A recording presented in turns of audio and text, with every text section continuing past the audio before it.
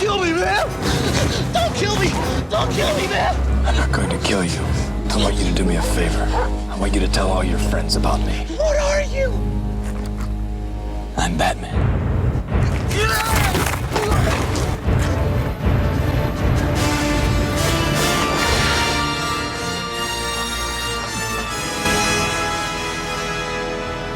Welcome to Superhero Cinephiles. My name's Perry Constantine. And I'm Derek Ferguson. And today, how you doing, Derek? Oh, pretty good, actually. Pretty good. Enjoying myself here in beautiful downtown Brooklyn. We had a sudden return to summer after a couple of days where the temperature dropped down to like in the 60s and 70s. But now it jumped back up to like, I think yesterday it was like almost 90 degrees yesterday. That's actually been the norm here in southern Japan for like the past month or so. When I came back from Chicago, it was just like hit with a wall of heat, and it's still like that now. Really? Wow. Yeah. I meant to ask you, does it get like really hot over there? Oh yeah. And pretty, because we're kind of like on the globe, like we're kind of positioned in Florida area. So it's pretty warm out here. We don't get like any snow. Well, we get like one day of a light dusting of snow at the most, and then it's gone by the afternoon. But yeah, it stays pretty warm here. It doesn't actually, especially, with global warming and everything, it doesn't actually start to cool down until like November now. Really? Although it can feel pretty cold because, at least inside, because Japanese homes aren't really well insulated. Why is that? I don't know, actually. I think it might have to do with construction standards. Well, I think like the old construction standards, it used to be that you keep the house kind of lightweight so that the air can easily pass through, so it keeps it cool in the hot months. Okay. And also, I think it has to do with like earthquake standards, because something about the construction of the homes, it makes it easier to withstand earthquakes and that kind of thing. I don't know exactly, but something like that. Okay, I got you. Although newer homes, they're starting to improve on that, and they're starting to use a bit more insulation, things like double paned windows and that sort of thing. Interesting. Yeah, that was one of the surprises when I first came out here, was how cold it was in the winter, even though it was only like 35 degrees. Really? No. Because you know what? The only thing of like most people, I suspect the only thing I know of in Japan is from the movies. Right. And in most of the movies I've seen, unless it's like a samurai movie, but like most modern day movies, there never seems to be any winter in Japan. Yeah, there is in the northern parts. Like Tokyo gets snow, Fukuoka gets snow, but in the southern area, not really. But yeah, you don't see it a lot in movies, except for like Lady Snowblood and Kill Bill. Right, yeah. Like I'm saying, unless I watch like a samurai movie or watch like some kind of period piece, yeah, they may show like snow or do something to indicate like it's cold weather. But most modern Japanese movies, I said, so wait a minute, does it stay warm all year round? Because it never seems to snow there. Yeah, actually, you're right. I never really thought about that until now. But most Japanese movies set in the modern day, like the ones I talk about on my other show, like there's not really any winter scenes in them. Yeah, I don't know. Maybe it has to do with filming schedule, although they film year round. So I've got no clue. That's something interesting, though. I never noticed that. Well, maybe they just don't like to show snow. I don't know. Maybe, yeah. All right, so last time we talked about Superman the movie, which was my suggestion. So for our next movie, Derek suggested we watch Batman, 1989's Batman. Well, yeah, because to me it seemed like the logical next step, because we did Superman the movie, which, as we said in that episode, in which if you good people haven't listened to it yet, why haven't you? Then it just seemed to me the next logical step, because most people, even a lay person who are not into comics the way you and I are, when you think of Superman, then you just naturally think of Batman. Right. Or when you think of Batman, you think of Superman. I mean, they're like peanut butter and jelly, peanut butter and chocolate, you know. Or to use the more obvious metaphor, day and night. Yeah, well, bingo, there you go. Yeah. So it just seemed to me, okay, we do Superman. Okay, well, let's just bite the bullet and go right to Batman. And in speaking of that, there actually are a few Superman connections to this movie because Tom Mankiewicz wrote the original script, and Warner Brothers did think about hiring Richard Donner to direct. And Donner, if he had done it, would have wanted to cast Mel Gibson as Batman. Yeah, Mel Gibson. At one time, I believe Kevin Costner was a serious contender. Yeah, he was one of the people who was up for it as well. Kiefer Sutherland was up for Robin, actually, when he was originally in the script. Okay. There was also Steven Spielberg was at one point interested in directing it, and he wanted Harrison Ford as Batman and Michael J. Fox as Robin. Tim Curry as the Joker, Dustin Hoffman as the Penguin, Gina Davis as Silver St. Cloud, John Pertwee as Alfred, Burt Reynolds as Commissioner Gordon, Martin Sheen as Harvey Dent, and Richard Dreyfuss as Rupert Thorne. Okay. Now, that's a Batman movie I definitely would have went to see. Yeah, and Donner also, he wanted Gibson for Batman, Fox for Robin, Willem Dafoe for the Joker, and Joe Pesci for the Penguin, which would have been really interesting.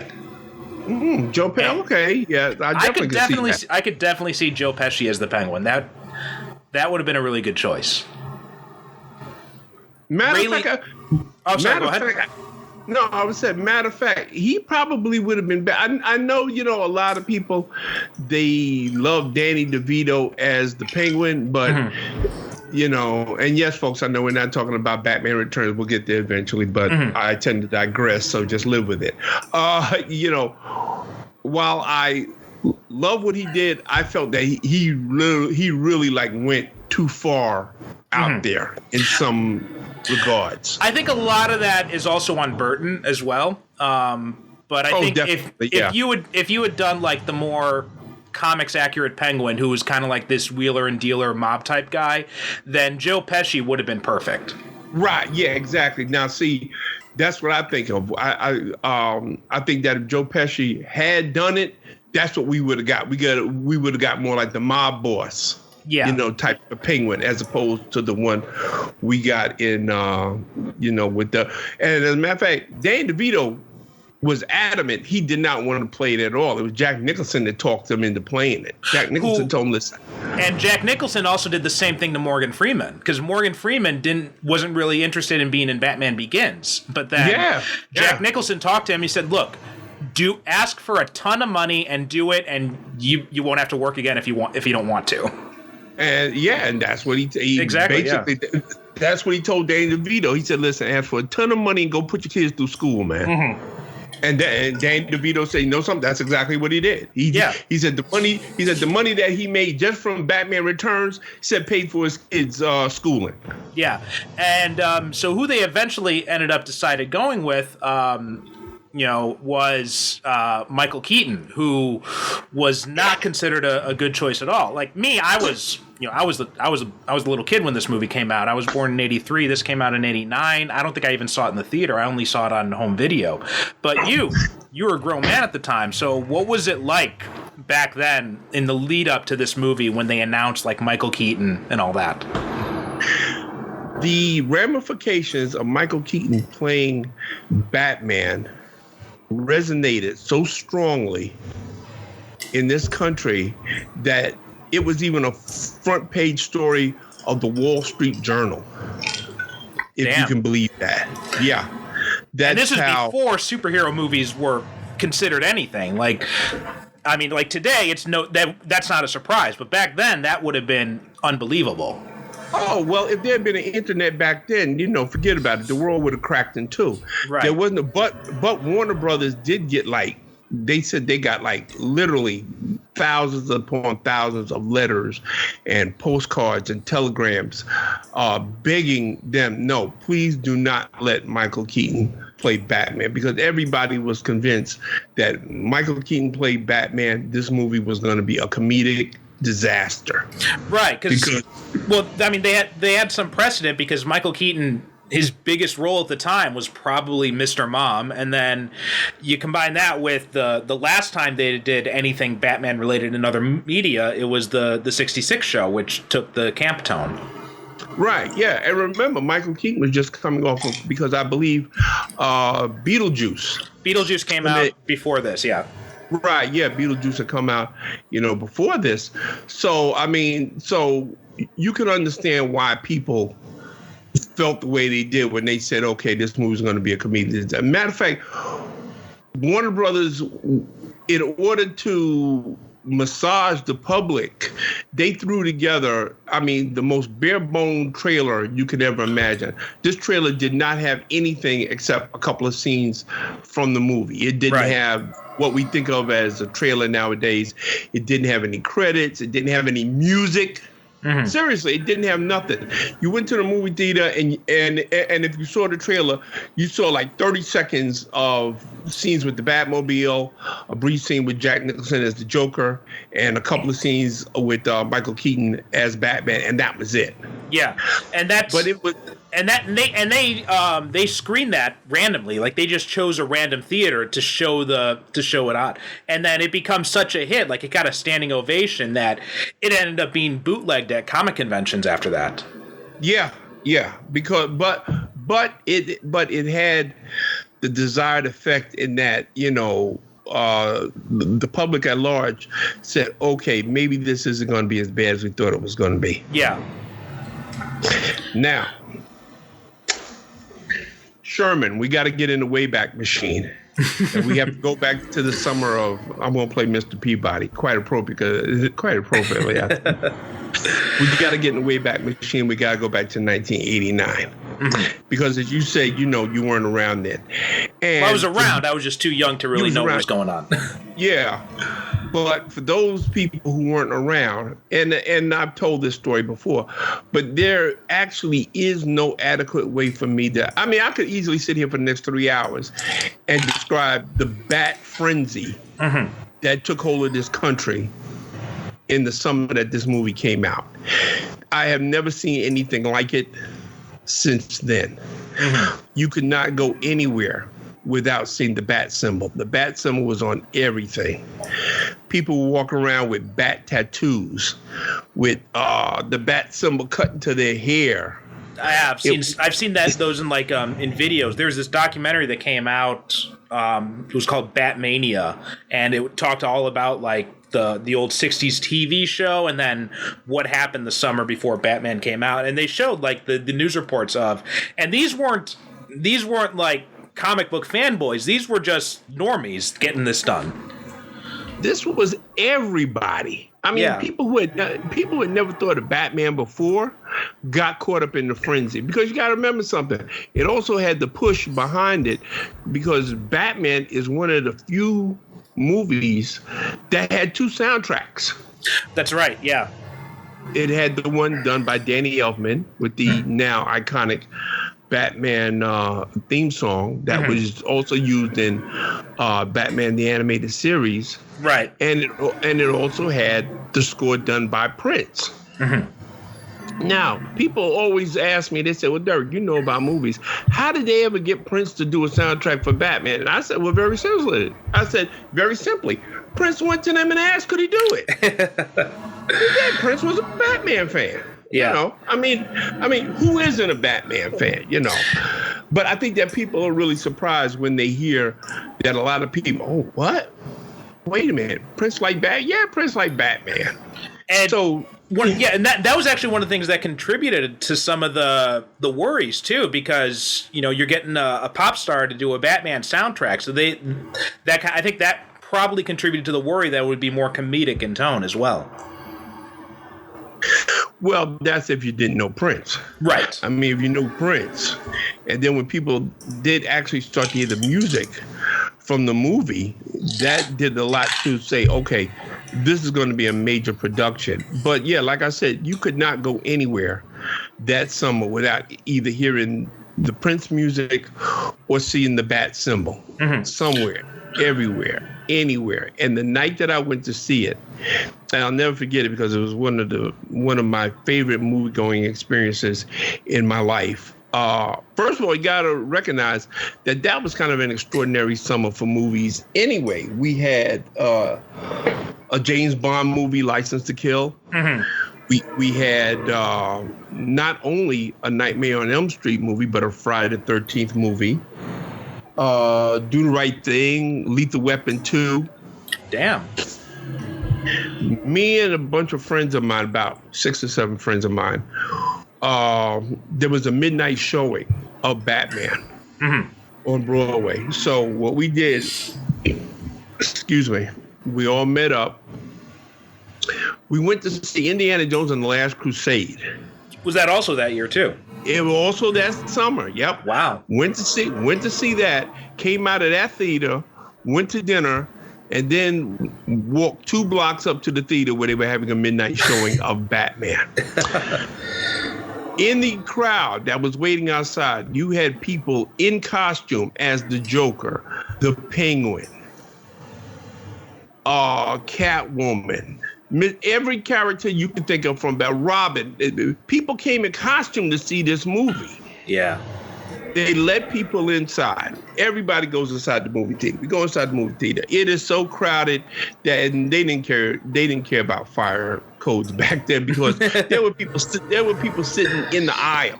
Right. There was an impromptu costume contest because people just ran up on the stage and were posing and modeling their costumes, and we were applauding and cheering and all that other good stuff. Now the movie starts. Everybody sits down and the movie starts, and dun dun dun dun dun, and it does that slow pan while the credits are coming on through that stone labyrinth, and you don't know where you're going, and you don't know what. But we know this is going to be good. And then when it's finally revealed that it's the bat symbol, well, the place goes absolutely nuts because now we knew. Okay. We're going to be in good hands. And sure enough, we was. I mean, first of all, you got to remember that back then, people had fun when they went to the movies. We were laughing. We were cheering. When the Prince music was playing in the museum scene, people got up and danced. You know, we were cheering at the right parts. We were laughing at the right parts. We caught our breath at the action sequences, which weren't that good, but I'll get into that later. and by the end of the movie, when you get to that scene where the bat light, where it shines, the bats and Batman, he's standing on top of there.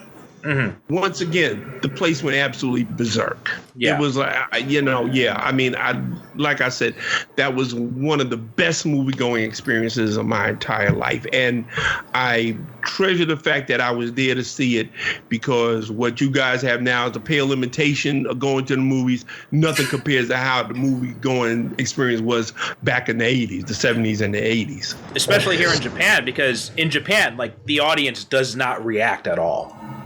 Yeah, like, I've heard that. There are no audience reactions. It's the first movie I saw here in Japan was The Dark Knight, and I'm like laughing at jokes and everything, and everyone around me, everyone's quiet. And then there have been a few exceptions. Like when I saw Deadpool 2 in the theater, people were laughing and getting into the jokes there, and when I saw Infinity War, people cried at the end. Yeah. But other than that, like, there's almost no reactions from Japanese audiences in a movie theater. And even my girlfriend, like, she has, she's Japanese. She's got 2 different modes. Like, when we're in the theater, she doesn't really react to the movie at all. But when we're watching, we can watch that same movie at home, and she gets into it. So it's like 2 different versions. It's I don't know how they do it. I guess that's like a cultural thing. It is, but I just don't. It's just amazing that they can hold it in like that, especially when they're seeing a movie for the first time. Well, here in America, the only other time, like when I went to see Black Panther and the 2 Avengers movies, that's the only time that I had a movie going experience comparable to going to movies back in the 1980s. Yeah. Where people were cheering and clapping and leaping to their feet and standing ovations, everything like that. Yeah. I mean, back in the 80s, we did that all the time. Right. But now people, and also when people walked out of the movie theater, there would be a line of the people waiting to get to go to the next showing, right? Right. People would ask you to tell them about the movie. Mm-hmm. Like, see, of course, now everybody's saying, "Oh, spoilers." Nah, people would ask you, "Okay, well, what happens?" Mm-hmm. They would ask you, yeah, and you tell them, and they still go in to see the movie anyway because it was a completely different. It was a completely different planet back then, folks. That's all I can tell you. Mm-hmm. It was.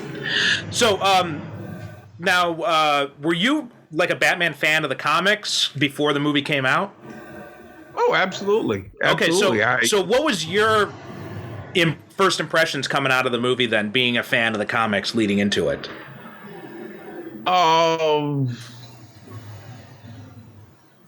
My first impression the first impression that I had was that I truly and honestly had never before seen anything like this. Even the Superman movie, because you got to remember that Superman movie, that had come out, in 78. So we're talking like a whole decade, right? Before, but still, Batman had like elements of film noir. Mm-hmm. It took place like the Superman movie. Okay, we definitely knew when it took place. Right. They didn't mention a year, but you kind of know. But with the Batman movie, with the fashion and the architecture and the technology, it was like a mashup of the 1930s, 40s, 50s, and 60s. You really couldn't tell when it took place or where, but you knew, but me being a science fiction comic book fan said, okay, well, this is an alternate world. Right. I just went with it. But for somebody who only knew Batman cinematically from the TV show, which I enjoyed, by the way. Yeah. I enjoyed it for what it was. I mean, I knew it wasn't the Batman that a lot of people knew. I mean, I knew that there was another Batman that was out there. Because by now I had read like the Denny O'Neil, Neil Adams. Right. The one that, like, everyone gives Frank Miller credit for darkening up Batman in the comics, but really, it was O'Neil and Adams who did it first. Right, yeah. And there are elements of that of that here. A large part of it is also influenced by my favorite run of Batman in Detective Comics, Steve Englehart and Marshall Rogers. Right. In fact, the Tom Mankiewicz script that they were originally working off, it was based on a run that Englehart had done. Oh, okay. Okay, yeah, well, I definitely could see that because I said, okay, yeah, well, there's some of this in here that I recognize from, that run. So,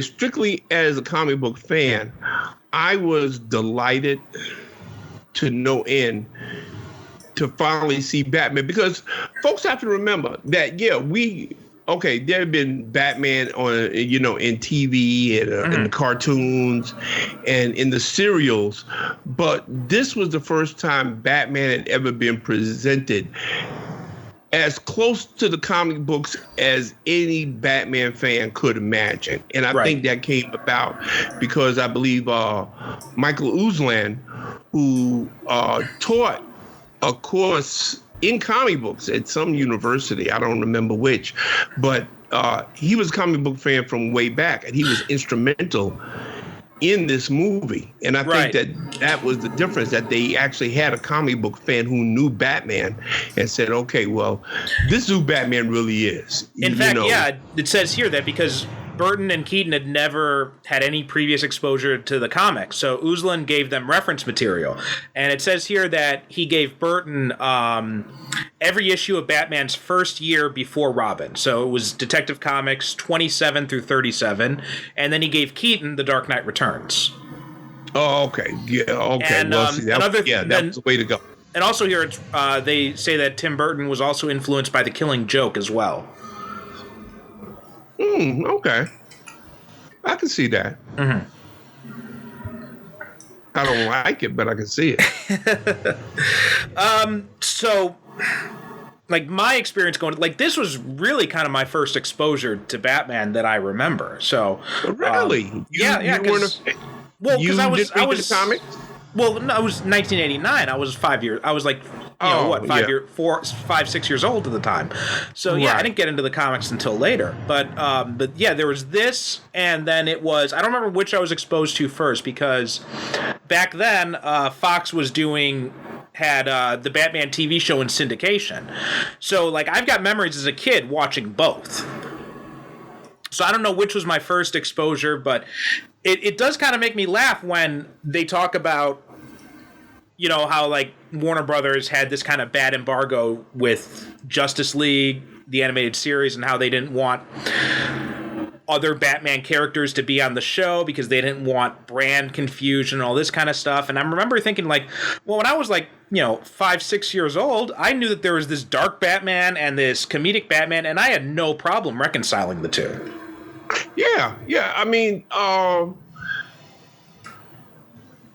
okay. It's like when I have conversations with people when they complain about Batman and Robin, and I tell them, oh, well, I liked it. And of course, people, they look at me like I've grown a second head. But and I said, well, see, what it is that the trick that you have to do is that you have to divorce that movie from the 3 previous ones and just take it as a sequel / remake / homage to the 1966 Batman. Right.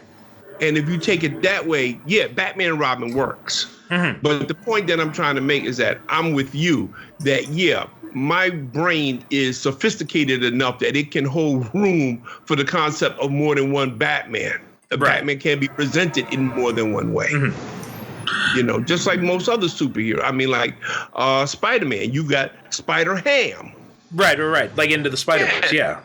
Right, yeah, and nobody has a problem with that. And there's Spider-Man 2099. Mm-hmm. People are not as dumb as the people behind the scenes who sit in these boardrooms and offices and make these decisions. And me and you, we've been following movies forever. Right. And we read how people make these decisions and everything like that. And I really think that they believe that audiences are really stupid, that there's certain things that they're not going to get.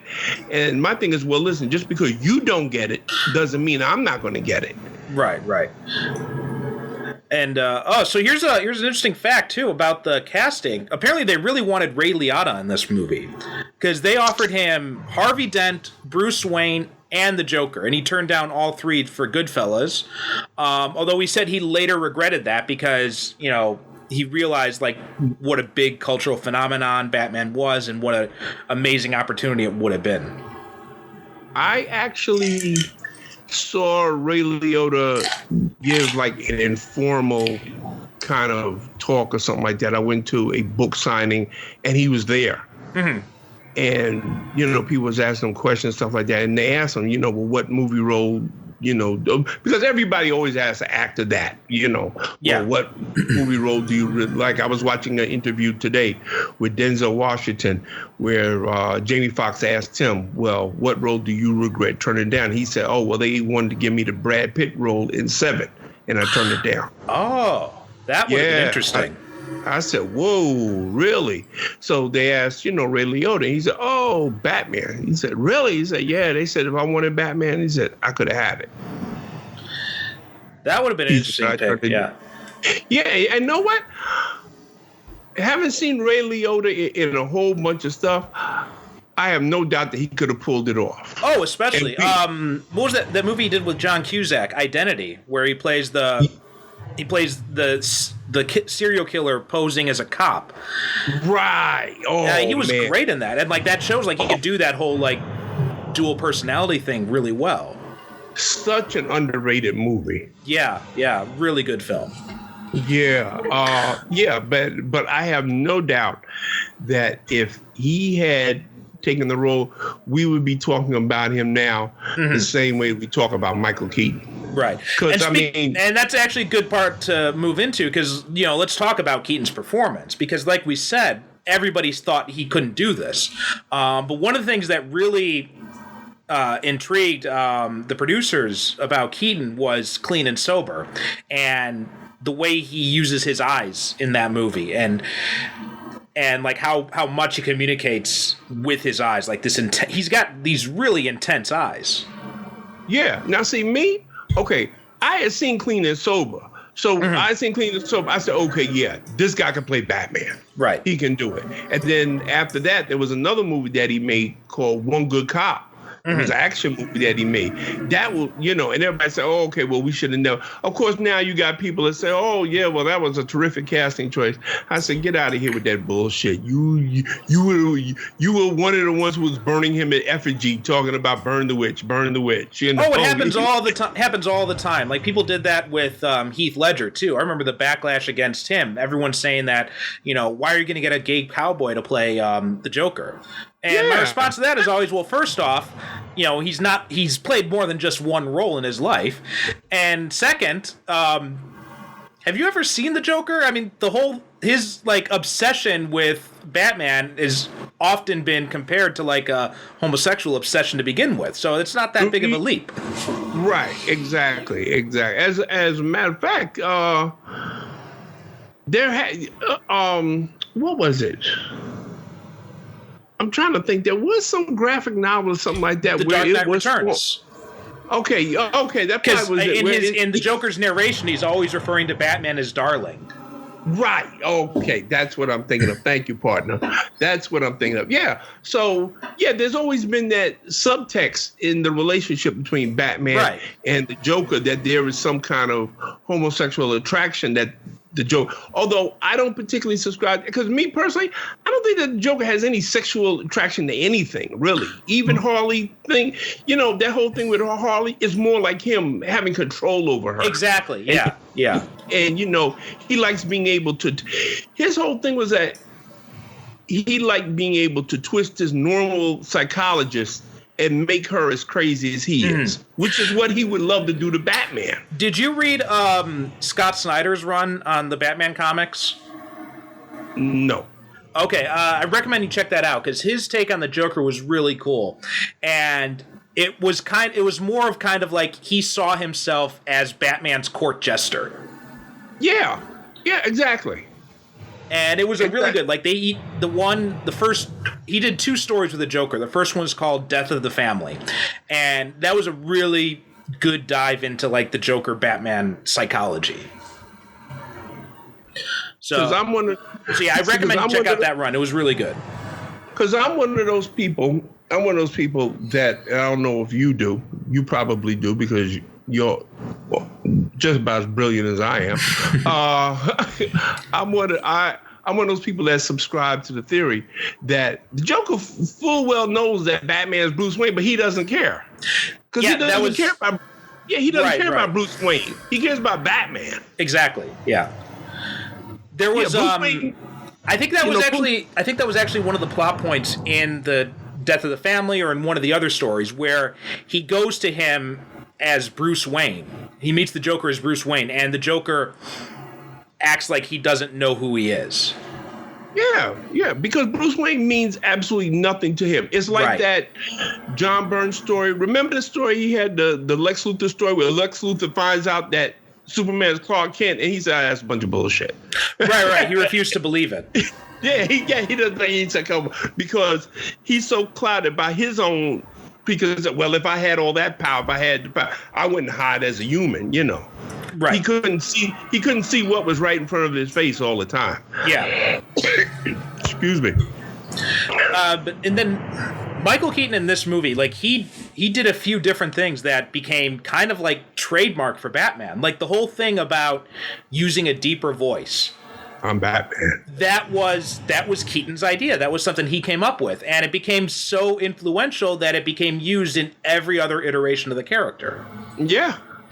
Because okay, first of all, I love the way that in this movie, unlike the Superman movie, where we're almost like an hour into the movie before we actually do see Superman. Right. Batman, no. In the first 5 minutes, bam, okay, we get Batman. You know? And it's the perfect introduction. That's one of the things I like. They really don't play up the origin story here at all. We don't see the origin until right before the final battle, and even then, it's just like this quick flashback.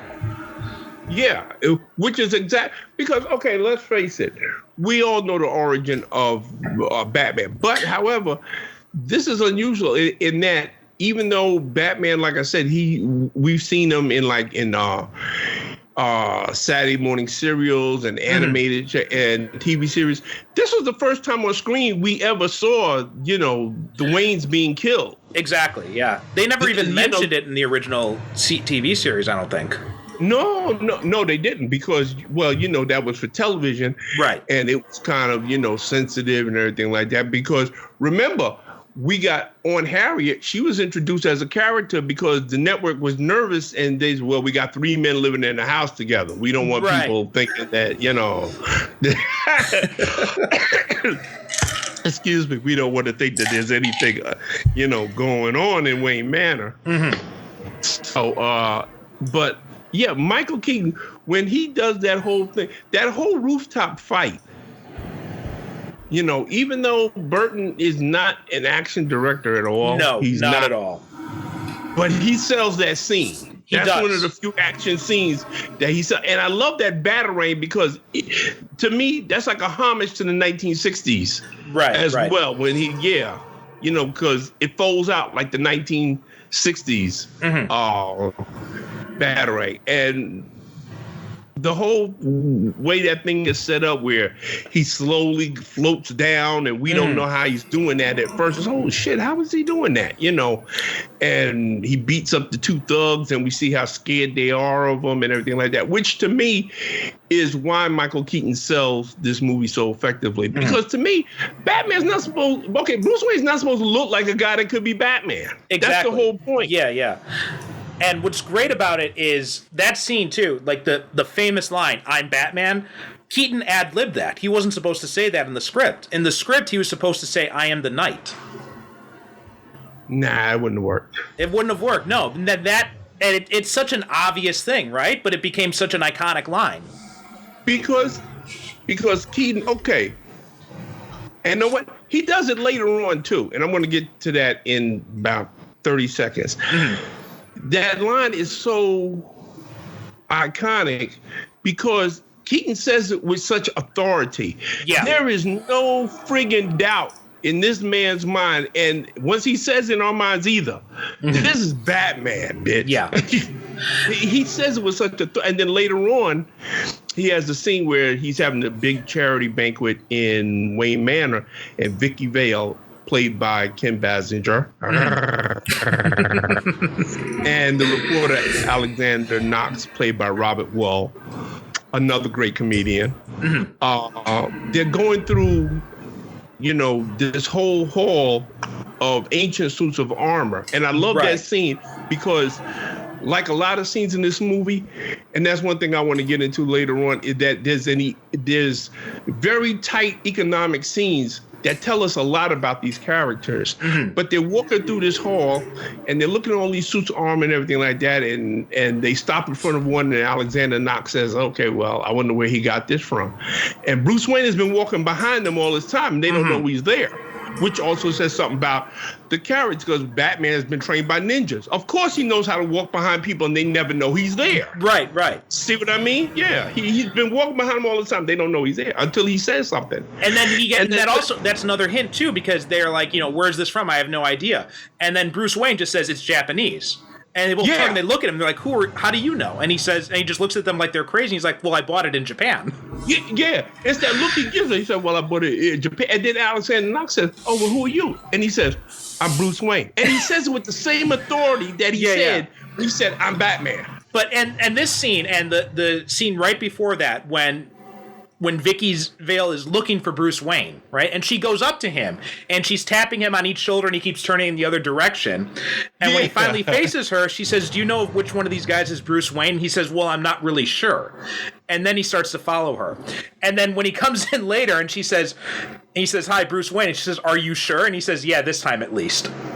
Yeah. And it's it's just such a the way he plays the character. He's got this total like. You can see he's got this total absent-minded rich kid vibe to him. And, like just totally flighty and not concerned with anything. And it's perfect. Like he really uses his comedic timing to a lot of benefit to help sell the difference between Bruce Wayne and Batman. And he walks such a brilliantly fine line in that scene that could easily have been pushed into a total comedy. Right. But he does it in such a way. And okay, this is how I read that scene. And matter of fact, I watched the movie today in preparation for this. Man, I worked so hard at this research, folks. Y'all have no idea. Such tough research I do for this podcast for you. And I watched it today. And that scene is so finely tuned that I watched it today, and even now, and I've seen this movie like about a dozen times, I'm still not sure if, as Bruce Wayne, he's really that distracted, absent-minded, or if because he's in public, he's playing like that. Right, because then you contrast that with there's a scene after that when they're still in there and he has gone down to the Batcave and he's watching everything on the monitors and he's got his glasses on. He's got this really pensive look on his face. And you're just like, and you look in his eyes and see, again, we go back to Michael Keaton's eyes. He's one of the few actors you can see this cat thinking. Yeah. And I love and I'm sorry, folks, but I just love the notion that Batman puts on glasses, when he's working. It's just something. It seems like the thing. My guess is like he doesn't really need them, but it's part of like a mindset thing. Yeah, like it puts him in a different frame of mind. Exactly. Yeah. When he puts it on, because there's a scene later on where Alfred, and again, another scene I love because this is a delightfully low-tech thing, but it plays up the fact that, to me, the Nolan movies don't do, except for The Dark Knight, that Batman is a detective. So Alfred brings him this file that's all about Jack Napier. Played by Jack Nicholson, who becomes the Joker. And he's looking through the file. Now, he doesn't put on his glasses then. But he puts it on only when he's in the Batcave, I notice. Oh, that's a good point. You're right. Yeah. Watch the movie again. The only time he puts on those glasses is when he's sitting in that, he's in that little computer, which also, again, another reason why I love this movie. He's got tech that's in the Batcave, but it's not like this huge sprawling complex we see in later movies. No, it's almost like minimalist. It works really well. Yeah. It's just enough for him to do what he has to do. Yeah. He's got a little laboratory that's off here. He's got the computer monitors over there. He's got the cliff where he parks the Batmobile over there. Yeah. And I'm glad you brought up the detective part because I watched this movie yesterday again, and that was one of the things that jumped out to me is that most of the Batman movies, they kind of gloss over the fact that he's the world's greatest detective. I mean, there's this one, a little bit in Batman Begins, and then in The Dark Knight, and a little bit in Batman v Superman as well. But for the most part, a lot of them tend to just gloss over it, and they kind of look at him as like a costume James Bond almost. Yeah, and I really don't like the whole notion of Batman just overpowering his opponents with superior firepower and just beating the piss out of them. Really, right? Batman can fight. Yes, we know that he's a superb fighter, but that's just one aspect of who he is. He's also, like you said, a detective. In fact, he is the world's greatest detective. And that's one of the things I like about this movie is that they show him figuring out what the Joker's doing. Right? Yeah. He recognizes him as Jack Napier when he sees him in at City Hall during the day, and then he goes back and first thing he says, Jack Napier's still alive. I need everything the police have on him. And then after he reads the file, he finds out that one of his aptitudes is chemistry, and he knows about. Already Joker started poisoning products. So then he says, okay, we have to go shopping. We have to figure out how he's doing this. And he tests all the different compounds together to figure out what the connections are. And again, we see where Michael Keaton in that scene you mentioned, because he reads the file, like you said. Then he sits back and takes a beat, and we look at them eyes, and I said, damn, the man's thinking. Right. And then he just looks at Alfred, he's like, Alfred, let's go shopping. And if you're not... Right.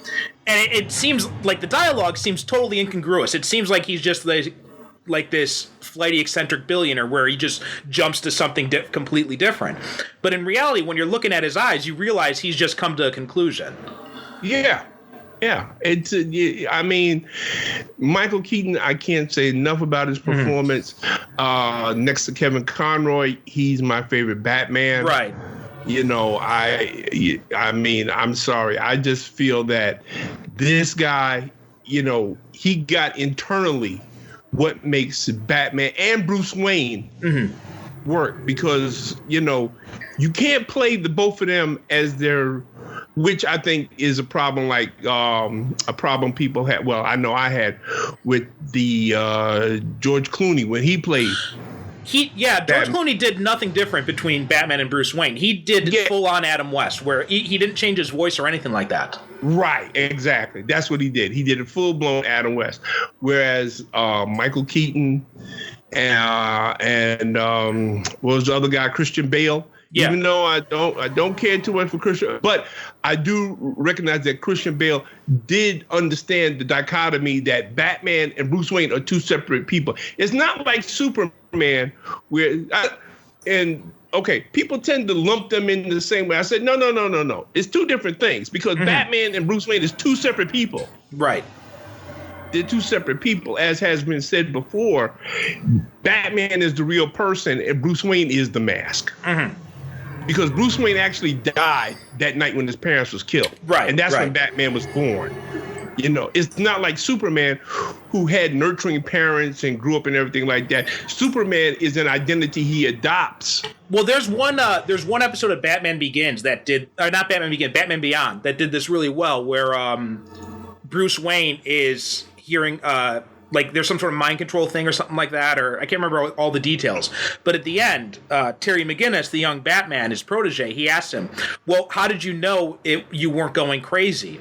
And Bruce Wayne says to him, he's like, because the voice in my head referred to me as Bruce. And he's like, that's not what I call myself.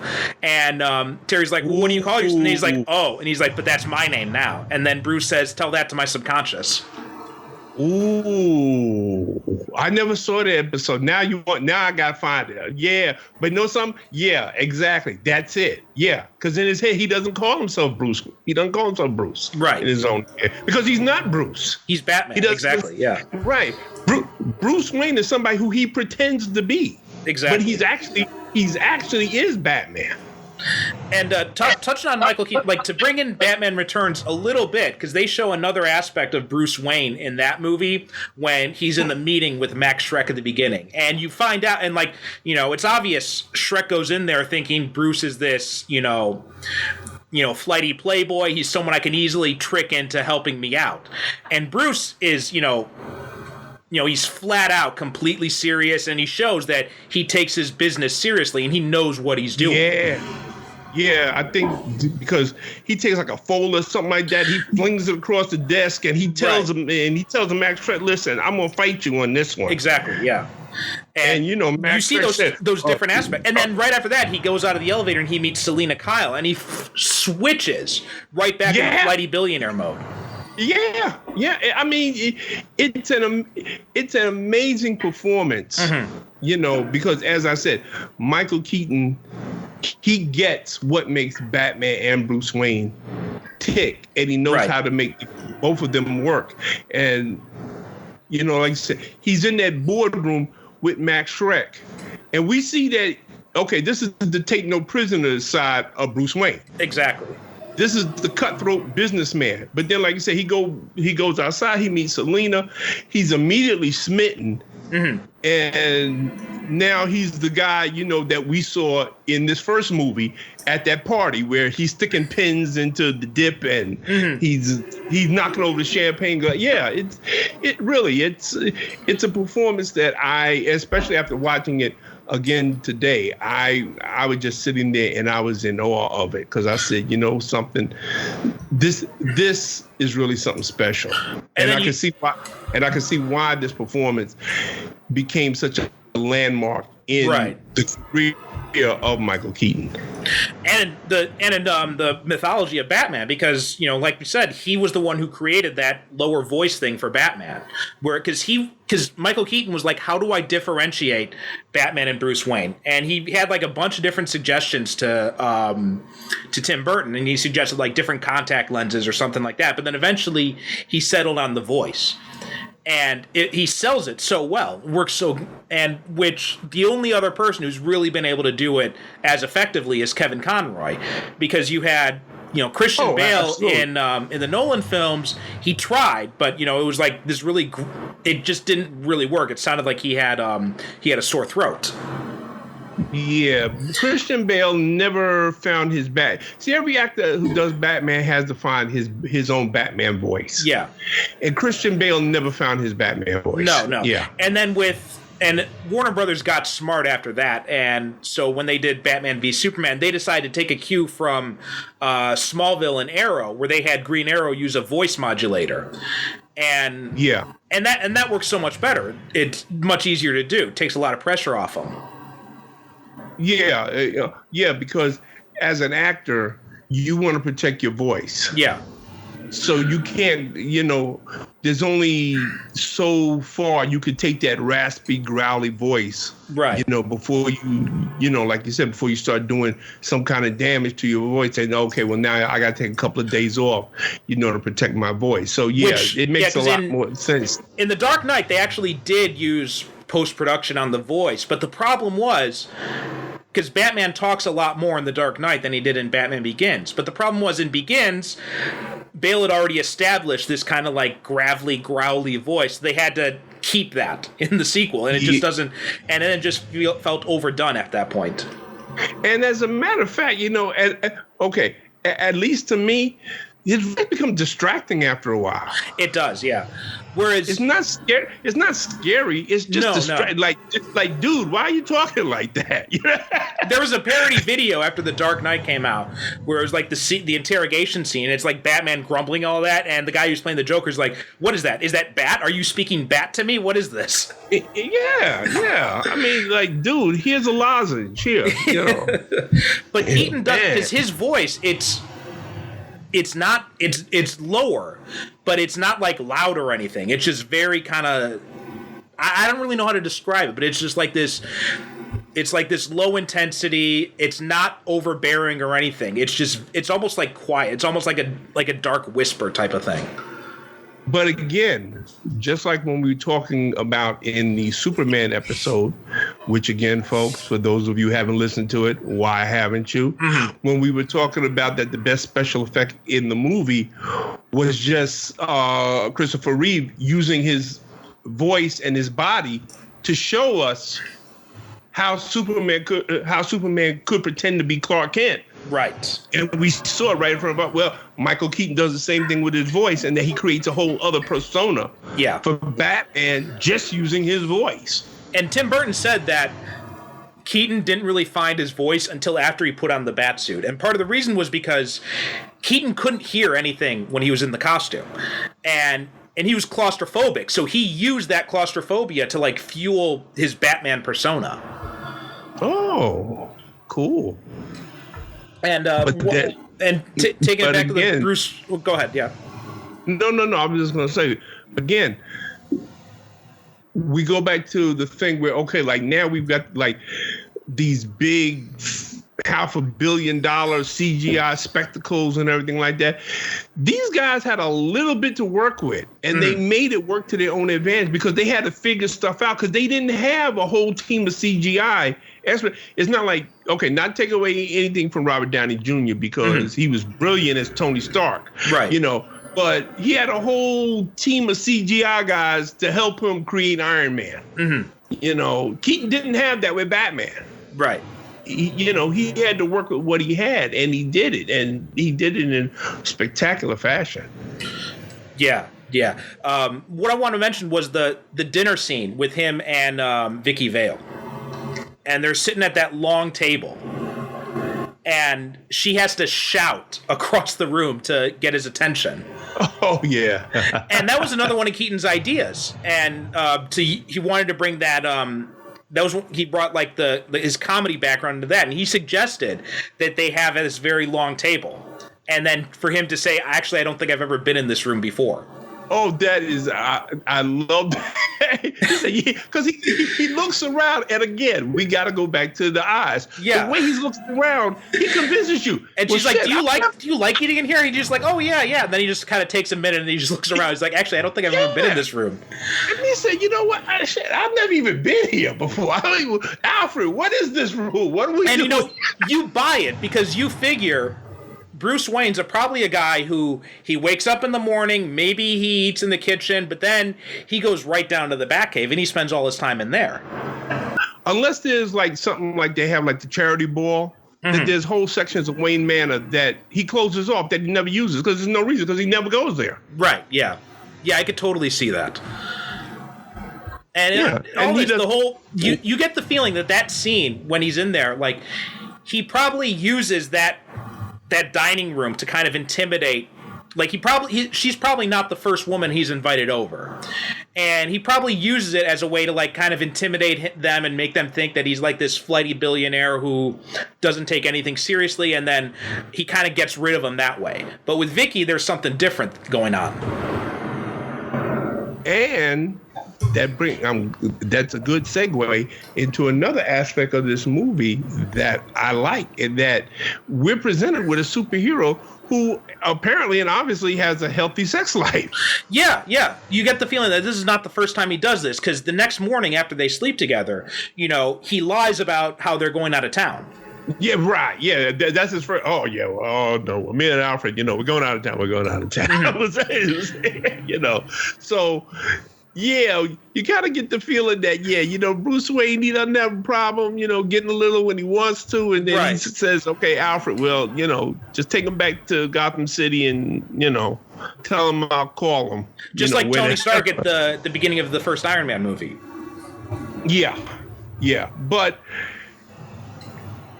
that's a movie that we got a lot later, so we were kind of expecting. You didn't expect Batman to go to bed with a girl on the first date, right? You said, "Whoa, this is," and I love the scene where Vicky Vale, she wakes up and he's not in the bed, and she looks over and he's hanging upside down. I said, "Oh, well, of course. How else would Batman sleep?" That's one of the things that kind of always kind of like weirds me out about it. I think like at that point, like I think you're kind of getting too much into the Bat angle when you show him sleeping upside down. Yeah, but you know what? Yeah, it pushes it a little bit over into this is obviously meant to be funny because he's Batman, so of course he sleeps upside down. But you know what? I'm willing to allow for that because there's so much that they get right. And I'm that type of person. And I'm that type of person that if you get more stuff right than you get wrong, I'll allow it when you do get something wrong or when you stray a little bit too far over into, and this movie does. There are like some parts, like in the scene where Bruce Wayne, he goes to confront Vicky Vale in her house, and you think, he's getting ready to tell her, well, I'm Batman, everything. And then the Joker, he busts in, and they have that little back and forth and everything like that. And, and then Bruce Wayne, he takes this silver tray and he sticks it inside his shirt. Yeah, he uses it as his body armor. Right. Now, how he knew the Joker was going to shoot him right in that exact spot, that's a and scene not like shoot him in the face or something like that. Or shoot him in the head. Yeah, that part always, like when I was rewatching it, I was thinking the exact same thing. That scene doesn't quite work very well. Yeah, and that's a scene that you say, but that just points up the clumsiness of how Tim Burton handles action scenes, like in the scene in the Flugelheim Museum where Batman rescues Vicky Vale. And then they had that car chase. Yeah. Well, they have the car chase, and then for apparently no reason at all, they get out of the Batmobile. Yeah, and that car chase has got to be the slowest car chase in history. Oh my God, I can run faster than that. I know. Letting them cars are moving. Yeah, and then they get out of it and they have the fight scene that's in the alley, and then they get back in the Batmobile. There was no reason for them to get out of the Batmobile the first place. It was just an excuse to show Batman fighting him, which was kind of a bad move because, again, like you said, Burton doesn't really do action scenes all that well. No. I mean, the only good thing about that fight scene, and this is one reason why I think that the stiffness of the bat suit actually works, because of course the actors and the stuntman, Keaton, he always complained that he could never turn his head.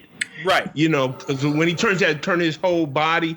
But I kind of like that because that means that whoever the stunt person is in there, they have to move there's an economy of movement. We don't get a Batman that's fighting like Bruce Lee. Right. when he moves, it's a very decisive move that ends the fight. Like there's one guy, he just straight up kicks his ass in the chest. Bam! And that's it. And, and I like that because Batman's not there to, put on a show or, he's there just to win the fight and get out of there. The problem is but it's the way that Burton shoots those scenes, because Burton likes long angles, right? He likes long shots. He likes pulling the camera out, and it does it when you've got Batman fighting and Batman can barely move. It takes you out of the scene, I felt. So that's one of the things I think Nolan did better, which is he tried to make up for the fact where he's like, okay, we've got this guy in this suit, he can barely move. So instead of trying to show him clumsily moving around really slowly, we're just going to do quick, rapid cuts. And actually, the best Batman fight scene on film was in Batman versus Superman. It was, yeah, the warehouse scene. That was This is where that's one thing I hate that movie, but I got to give Snyder credit. He really did a good job with that scene, because he took it. You know what it was? Out of that scene. It's like exactly what you'd see in the Arkham video games. Yeah. And perfect. Yeah, and and that was great. We finally see a Batman who can actually move. So that was well done. I got to give him credit for that. He did a good job with that. And if you good people will allow me one more digression, I think it is such a shame that we are not going to see any more Batman movies with Ben Affleck. I agree with that. Yeah, when he was cast, everyone was freaking out, and I said, wait, give him a chance. He's been in some good stuff, he's made some bad decisions as an actor, but he's a pretty decent actor. So I said, let's give him a chance. Yeah. And sure enough, he did a great job. Not as good as his brother. I think his brother. Matter of fact, you know what? I think Ben Affleck is a better director than an actor. He's definitely a better director, yeah. And his brother can act rings around him all day long, right? But I don't hate him with the fire of 1,000 suns like some people I know. Which I never quite understood. Even in Daredevil, I thought he did a good job in Daredevil. Yeah, I mean, he's not that bad, folks. I mean, come on, he's not that. Okay, he's no Sidney Poitier, but he's no schlub either. I mean, and when you're thinking about it, Batman doesn't require a whole lot of range. I love the character, but we're not talking. Jeez, I can't even think of a good comparison. You don't have to be Laurence Olivier to play Batman. There you go. Yeah. Quite simply, you don't. However, let me say this. I was confident that Affleck could play Batman. I just didn't think he could play him that well. Mm-hmm. That's what it was. When I said, whoa, I may have to reevaluate my thinking here. Mm-hmm. But yeah, I was willing to give him a shot right from the beginning. So, but we could talk about that when we end up getting to that movie. Yeah, when we end up getting to that eventually, because sooner or later we're going to get to Batman versus Superman, folks. Yeah. So, there's going to be some. I think we'll have to put on the mature tag for that one when I start letting loose on it. Oh man, yeah, definitely. Now let's talk about the Joker, Jack Nicholson. Now, they really wanted Jack Nicholson for this part. And he hesitated. he did not seem very enthusiastic about doing it. So what they did was they decided to kind of bait him into it. So they went to Robin Williams, and they offered the part to Robin Williams. And Robin Williams, who's a comic book fan, he jumped at the chance. He's like, absolutely, I would love to do it. Then they go back to Jack Nicholson and they tell him, well, if you say no, we've already got Robin Williams willing to come on. And then Jack Nicholson said, okay, I'll do it, but I also want the, like a percentage of the gross. Right. Which made him, like, as of 2003, that was the single movie record for an actor's salary, because he ended up pulling in like around $60 million for that part. And again, folks, just let me just stick this in real quick. You got to remember something. Okay, back then when this movie was made, that was a deal that was unheard of in Hollywood. Exactly. That was a revolutionary deal as far no actor in the history of Hollywood before they had got that deal. Jack Nicholson was the first one to get that one. Okay. And so then when they decided to make Batman Forever, they wanted Robin Williams to play the Riddler. They went to him and they said, and they offered him the part, and Robin Williams said, I'll only do it if you apologize for using me as bait for Jack Nicholson. And Warner Brothers instead called Jim Carrey up because they didn't want to apologize. And after that, Williams refused to be involved in any Warner Brothers productions until the studio apologized. Yeah, because I heard that they really did him dirty as far as the Batman, because he's a big Batman fan and he always wanted to play the Riddler. And every time that, because at one time in Batman Returns, it was talked about, okay, they was going to use the Riddler, and Robin Williams said, and because he wanted to, and to me, I think that they should have, because Jim Carrey was such a disappointment as the Riddler. In that movie, he was disappointed. Tommy Lee Jones was a disappointment. Matter of fact, the villains are crap in that movie. Period. I got no problem with Val Kilmer as Batman Bruce Wayne, but the villains are for shit. I'm sorry. They are. Jim Carrey just goes insane trying to ape Frank Gorshin, and then Tommy Lee Jones was just trying to one up Jim Carrey the whole time, and it was just a total mess. Well, you can tell from Tommy Lee Jones, first of all, he strikes me as a guy who's never read a comic book in his life. Yeah. So, and as a professional, I would have thought that he would have did a little bit more research into who the character was supposed to be, as clearly he had no idea. And I knew that whoever wrote the script didn't have an idea of who Two-Face was anyway, because Two-Face flips the coin one time. Exactly. And however that coin comes up, that's what he did. He doesn't keep flipping it until he gets the result he wants. Right. That's not Two-Face. That's the complete opposite of what the coin is for. Oh my God! Yeah, that's what the point. The point of the coin is that. Know who played the best Two-Face in the movies? Well, there was Tommy Lee Jones, and then there was Aaron Eckhart. Javier Bardem. Javier Bardem? What? Yeah. Remember the movie he was in? No Country for Old Men? Uh-huh. Remember the scene where he's in the shop and he's buying something and he flips the coin to decide you're the guy's right. fate? Yeah. Okay. And he gives that little speech? I said, that's Two-Face. Yeah. Okay, yeah. Although I think Aaron Eckhart did a really good job, too. Because there was that scene in when they're in the car. And, he flips the coin for Maroni, and it comes up, and he's like, well, it's your lucky day. He's like, you're lucky. And then he flips the coin again. He's like, but he's not. And he's like, what are you talking about? He's like, your driver. And then he shoots the driver while he's still sitting in the back of the car. Yeah. Okay. See, that's Two-Face. The guy that Tommy Lee Jones played, that was Two-Face. No, it was like some sort of weird mesh of the Joker and the Riddler. And when I say the Riddler, I mean Jim Carrey's Riddler. Yeah, it was, listen, to me, it was quite apparent, and mind you, I've got no problem against anybody taking a role just for the money. I know I hear this all the time from people. Well, he just did that just for the money. Well, yeah, that in America, usually a lot of times when people do a job, that's why they do it. They do it because of the money. Well, I mean, look at this movie. I mean, Michael Keaton didn't know jack about Batman when he said yes to take the role. I mean, so I think it's pretty obvious that he's doing it for the money to begin with. Right. But he also took time to do his research. Like exactly, you said, he was saying stuff, it's obvious to me Tommy Lee Jones just didn't give a shit. Tommy Lee Jones, he took the part, as I recall, because his son was a big comic book fan. Right. And yeah, exactly. He was actually going to say no, but then his son said, whoa, they offered you Two-Face, you've got to say yes. Then he did it for his son, basically.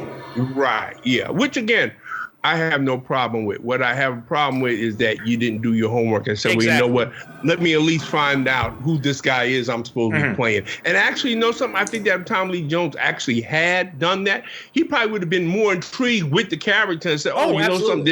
There is something to this guy that I can work with. Yeah. Now you compare it to Billy D. Williams, who plays Harvey Dent in this first movie, and who wanted to play Two-Face. Like that. Well, he even had a clause in his contract saying that he would play Two-Face if they used Two-Face in a movie. And then Warner Brothers had to buy out his contract. Do you know, and this is something that I found out, do you know that Billy D. Williams is still getting paid? Because he didn't play, yeah. Are you kidding me? Know who else is still getting paid? Who? Marlon Wayans. No shit. For Robin, for Batman Returns. Right, who was a... Oh, hold on a second, folks. Okay. That's my phone. Yeah. That's my bat phone. Okay, that's for my wife. She'll pick it up upstairs. Okay. No, I got an extension down here because I do have people bothering me. And I usually have my cell phone turned off during the day because I hate telephones, folks. For those of you who know me, you know what I'm talking about. For those of you who don't, one of my jobs, they insist on communicating by phone, and I'm just like, just send me a fucking email. Yeah, I hate the telephone. I think it's the worst invention. Oh God, it drives me nuts. Yeah, I hate it. I don't like talking on the telephone. If you ever talk to me on the phone, folks, if you have a conversation that lasts more than 5 minutes, believe me, we had something to talk about. Because usually I'll just say, okay, well, because I'm not a person that goes in for like a lot of idle chit chat. Like my wife, I love that woman to death. Don't get me wrong, folks, but I've never seen anybody that can stay on the phone for 2-3 hours talking about absolutely nothing. I'm the same way. I can't stand it. I got family members who they always want to they want to communicate on the phone, and I'm just like, can't we just do it through email, or can't you just send me a message on Facebook or something, because that way I can do other stuff instead of having to sit there with my attention captured for 2 hours, 3 hours. Now I know what you people are thinking. Well, Derrick, you're talking to Perry right now on Skype, and isn't that kind of like the telephone? Yes, but we've got something to talk about. Yeah. We are actually discussing something. Outside of this show, you and I never talk on the phone. No. We never talk on the phone. Exactly. Yeah. No, we don't. We communicate by email. Right. Yeah. Or Facebook. That's how we communicate. Yeah. Exactly. Yeah, I mean, now, if I had something to really talk to you about, I would call you up. And matter of fact, if I did call you up on the phone to say, okay, listen, Perry, I got to talk, you say, oh, shit, somebody must have died. Right, something's important then. All right. Okay. So now, getting back to, we were talking about Billy D. Williams as possibly playing Two-Face. Oh, yeah. Marlon Wayans is still getting, because okay, this is how I found out, because my wife, who is a YouTube fanatic, she was watching some interview show, and Marlon Wayans was on there because he was talking about the new Netflix movie that he has, Sextuplets. And during the course of the conversation, they were talking about, they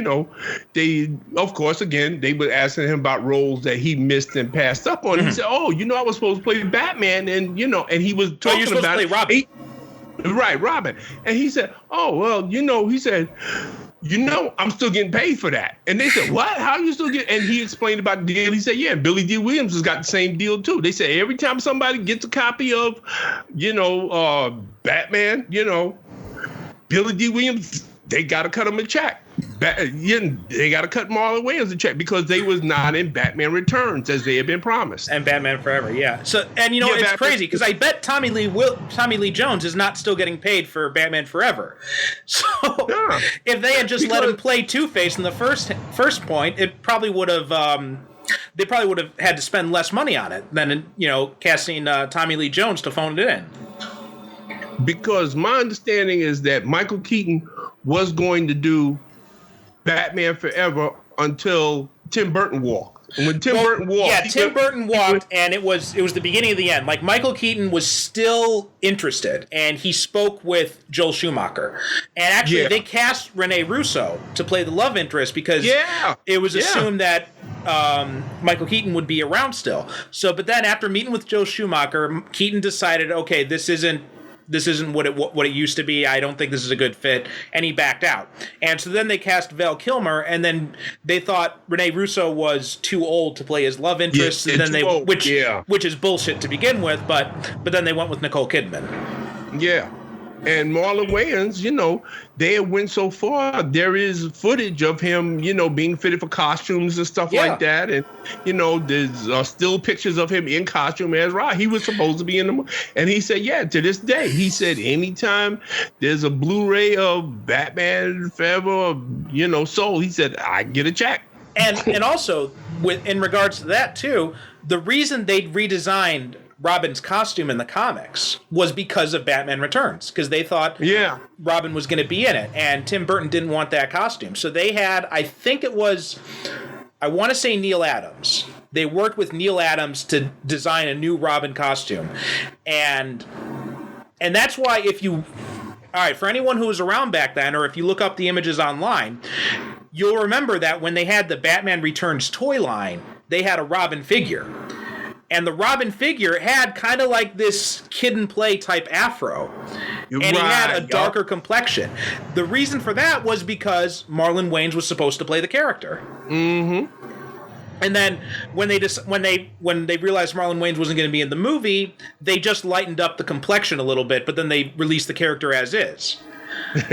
And so that's why the Robin figure doesn't look anything like Tim Drake from the comics. So then they use that Robin costume for Tim Drake in the comic books instead. See all the fascinating behind the scenes stuff you get here, folks. Now, Jack Nicholson is the Joker. What do you think of this performance? Masterful. A lot of people, and I've heard this complaint, people say, oh, well, he was too old. No, I don't think he was too old. No, he definitely wasn't too old at all. Yeah, he wasn't too old, because... Again, we have a guy who is adept at playing comedy and drama. Mm-hmm. And he used that to his advantage because there are scenes where the Joker does stuff that is absolutely batshit insane, but we're laughing along with him. Right. He sells the insanity thing. He really sells the insanity thing. Man. Like when he does that weird dance out of Vicky Vale's apartment, when he impersonates Jack Palance, all the little quirks he does. He does a really good job with that. When he has the boardroom meeting with all of the gang bosses and he's sitting there and the guy says, well, what's with that goofy grin? And he says, life's been good to me. There's something about the way he says it. It cracks me up every time because I know what's coming. I say, oh, they don't know. This is the Joker now. Mm-hmm. He's, this is the guy that they were dealing with before. And then I love to see where Bob the Goon brings him the pictures of Vicky Vale because he's been following her and he takes pictures. And he's looking at it and he's cutting it up. And he says, well, she's going out with this guy called Bruce Wayne. So she's about to trade up. Again, the way he says the line, for some reason, it's just the way he says it cracks me up. And then the camera pulls back in this overhead shot and we see all of these pictures that he's cut up on the floor. And I remember when I saw this for the first time in the movie theater, somebody in the theater said, excuse the language, folks said, "Holy fuck, this guy's nuts." Well, also when they talk about Batman on the TV show and that he uses the punching glove gun on the TV, and then he gets all pissed, and then he says, "This town needs an enema," and he starts blowing into the noisemaker. And I love the boxing glove thing because that's right from the 60s. To me, that's another homage to the 1960s because that's something I could easily see the Joker from the TV series. Although, you know what's weird is that all his men just wear black leather and sunglasses. And then in Batman Returns, the Penguin gets the clown gang. Yeah. That struck me as a little bit odd when I was watching it yesterday. And also then you got in Batman Forever and Batman and Robin, all the gang members, they all get the themed costumes, even in The Dark Knight, right? He's got guys in clown masks and everything. Yeah. But Joker in the first Batman movie, and despite being a more comics accurate Joker than Heath Ledger, he's got all the little toy weapons and all that kind of stuff, but he doesn't have the Joker gang. Well, I think that's why I love Nicholson so much, because this is like the most comic outside of Mark Hamill, in the animated one. But we're talking about live action here. Live action, this is like, okay, this is the Joker. I saw Jack Nicholson do this. Okay, this is the guy I've seen in the comics. I recognize this guy. He does, because see, and again, it's little goofy things that he does, like in the museum when they're defacing all of the different paintings. And again, he says these little things that crack me up. He says, "Oh, the $1 bill." Yeah. And also but that was one of the scenes where they used the Prince music perfectly in that scene. Yeah. And I mean, you gotta love a bad guy that parties to Prince. I mean, come on. Oh my God! It's just and it's little and the guy's getting ready to break a statue or something like that, and he stops him and says, "Nope." He said, "I like this one." Oh yeah, the painting. It was some like really like Gothic type painting. He's like, "Oh, I actually like this one." And it's just like I think that Jack Nicholson accurately got across the randomness of the Joker, because at any point in this movie, even if you've seen it before, you still are never sure what he's going to do next. One of the things, and what's interesting about that the museum scene is that Jack Nicholson said that was the only thing he had to do as the Joker that made him uneasy, because he's a big art collector. Yeah. But you don't see that watching that scene. He looks like he's having the time of his life. Oh yeah, absolutely. Well, that's another reason why I love his book, because all throughout this movie, he's the Joker. He's having the time of his life. Yeah, doing what he's doing. Even at the end, again, he says these one lines that for some reason crack me up. Where Batman, they're in the tower. And Batman is saying, "Yeah, well, you made me, I made you, and I made you, you made me first." Yeah, you made me first. He said, and then he said, "Yeah, well, you did drop me in a vat full of chemicals or something that." He said, "That shit was tough to get over, and don't think I didn't try." Also, after Batman says, "I made you, you made me first," then he says, he's like, "Well, how childish do you have to get? You say I say I made you, you say you made me first." and then he takes out the glasses and he puts them on. He says, "You wouldn't hit a guy with glasses, would you?" Yes. I mean, he pulls out the oldest gag in the world. He said, "You wouldn't hit a guy with glasses, would you?" Oh my God. Yeah. He's hanging off of the side of this big Gothic cathedral, and he looks in the gargoyle and he said, "What are you laughing at?" But even after he dies, he's got the little laughing bag in his jacket, where it's just like he has to have the last laugh no matter what. Yeah, bingo. There you go. That's why, because I've had people say to me, "Well, why does he have that bag?" I said, "Because he's the Joker. He has to have the last laugh." Right. That's what that whole thing is about. But I love, matter of fact, I love any movie where the bad guy is having a good time being a bad guy. Yeah. And that's exactly what Jack Nicholson as the Joker is doing here. Once he embraces who he is and he starts to enjoy his own madness, which is what he's doing. He's having fun with his own madness. He's having fun being mad because it's liberating, and he's just going through the whole and he's just having the time of his life. One of the things I like about this movie too is that this was before superhero movies felt like every single movie had to have some sort of end of the world type threat to it. Like, it's a very small scale idea. He just wants to poison a bunch of people. Yeah.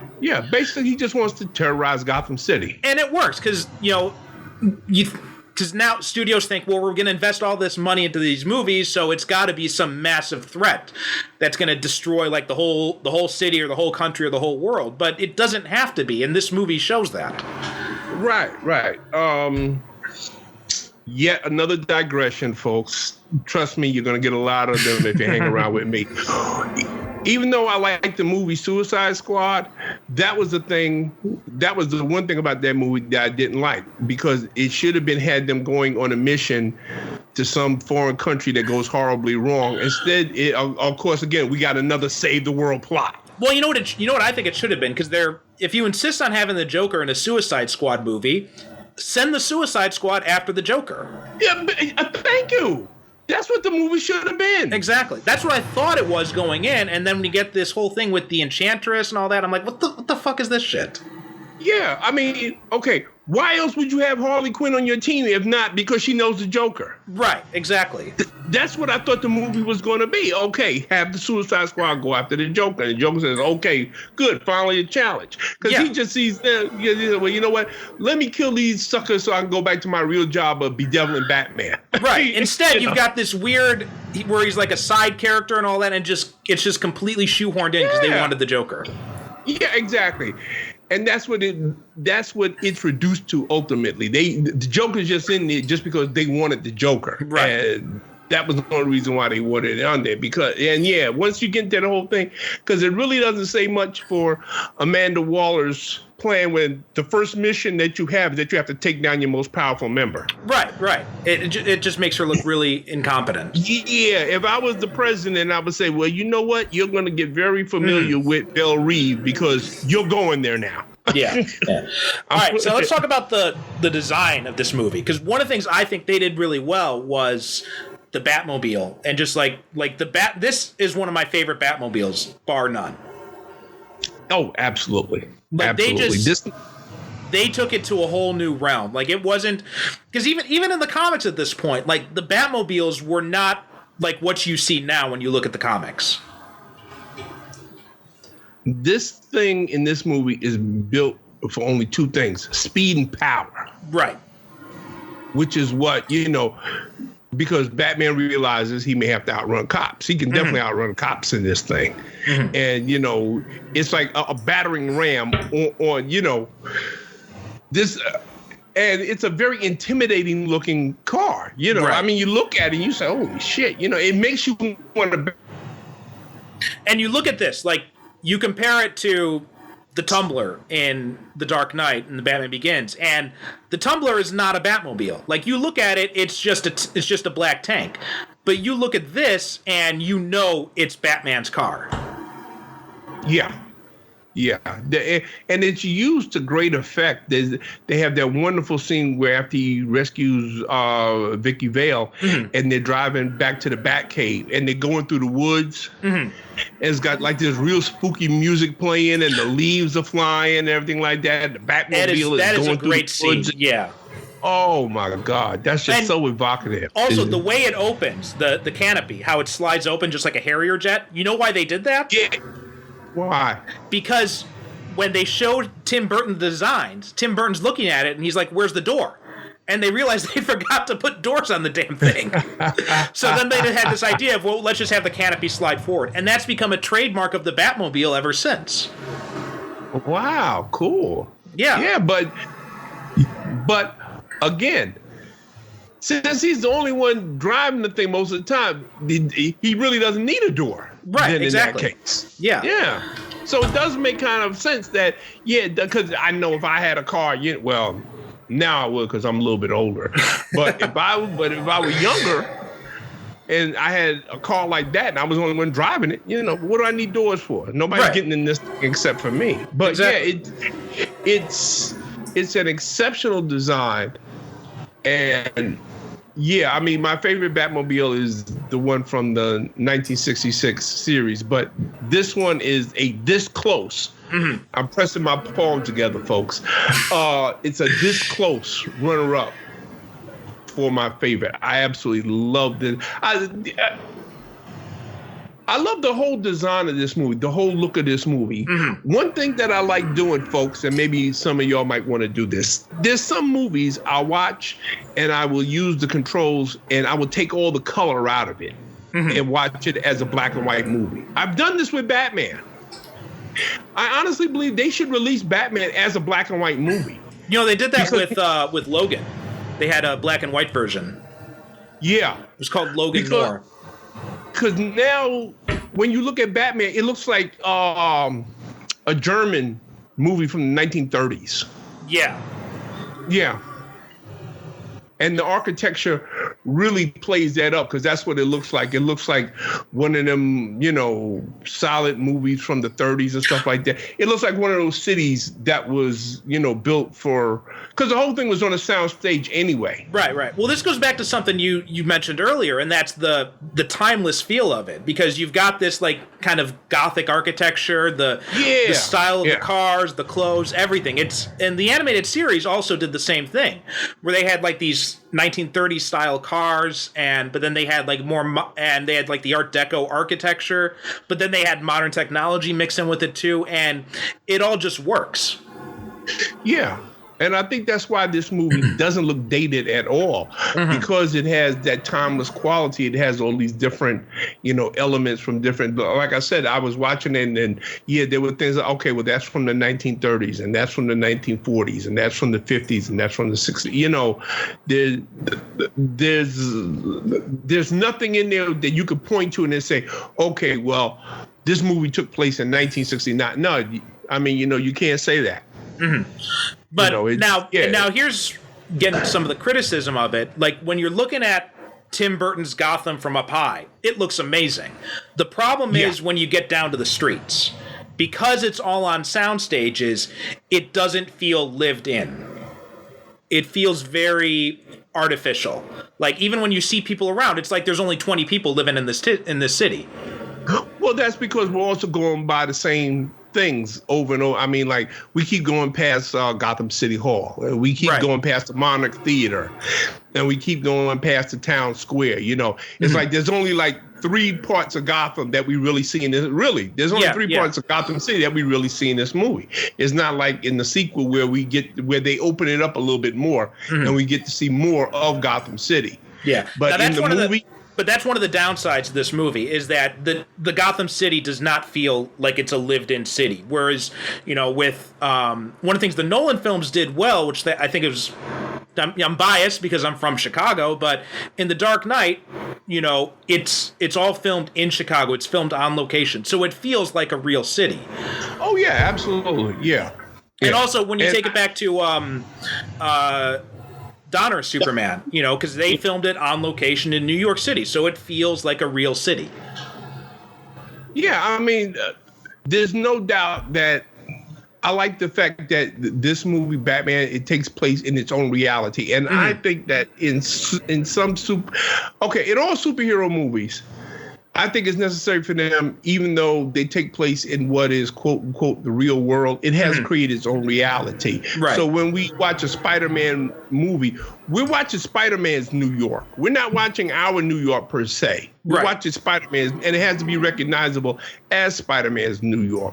Even when we're watching Superman, we know that's New York, but it's an acceptable stand-in for Metropolis, because in Superman's world, that's what Metropolis would look like. Right. This movie works very hard at creating its own reality for Batman to operate in, so we can accept Batman in this reality. one of the problems I have, me and you've had this discussion many times. One of the problems I have with the Nolan Batman movies is that to me it works too hard at putting Batman in the real world. Yeah. Which only to me points out why Batman wouldn't work in the real world. In order for Batman to work, you got to put him in a world where he can work. Right. If that makes any sense. Yeah, it does. What are your thoughts on the Batsuit? They used the way they designed it in this movie. Even today when I was watching it in Blu-ray, and there's another thing that I got to point out once I get past the suit thing. You know what? It's still impressive looking. Mm-hmm. It still is. I could see myself, if I saw a guy in the middle of the night coming at me in a suit like that, I'd be scared. Yeah, I would. It's a very intimidating looking suit. Yeah, okay. Especially in Blu-ray, it's obviously latex and rubber and stuff like that. Mm-hmm. But however, in some ways, I find it more aesthetically pleasing than, say, the Batsuit in the Nolan movies, which to me is like, that suit is just too busy. You know what? I do like the Nolan suit, but one of the things I think that this movie did that they first started backing away from in Batman Forever, and then they completely abandoned in Batman and Robin, is that they don't emphasize the bat symbol. And then the Nolan films had the same problem too, where it's the symbol is just like this raised part of the costume, but it's not highlighted anyway. It doesn't draw the eye at all. But this one, they kept the yellow oval, and so then it instantly draws the eye. Yeah. I'm someone who prefers just the bat silhouette on the chest. I like that look for Batman better. But the reason is it works is because it's differentiated from the rest of the costume.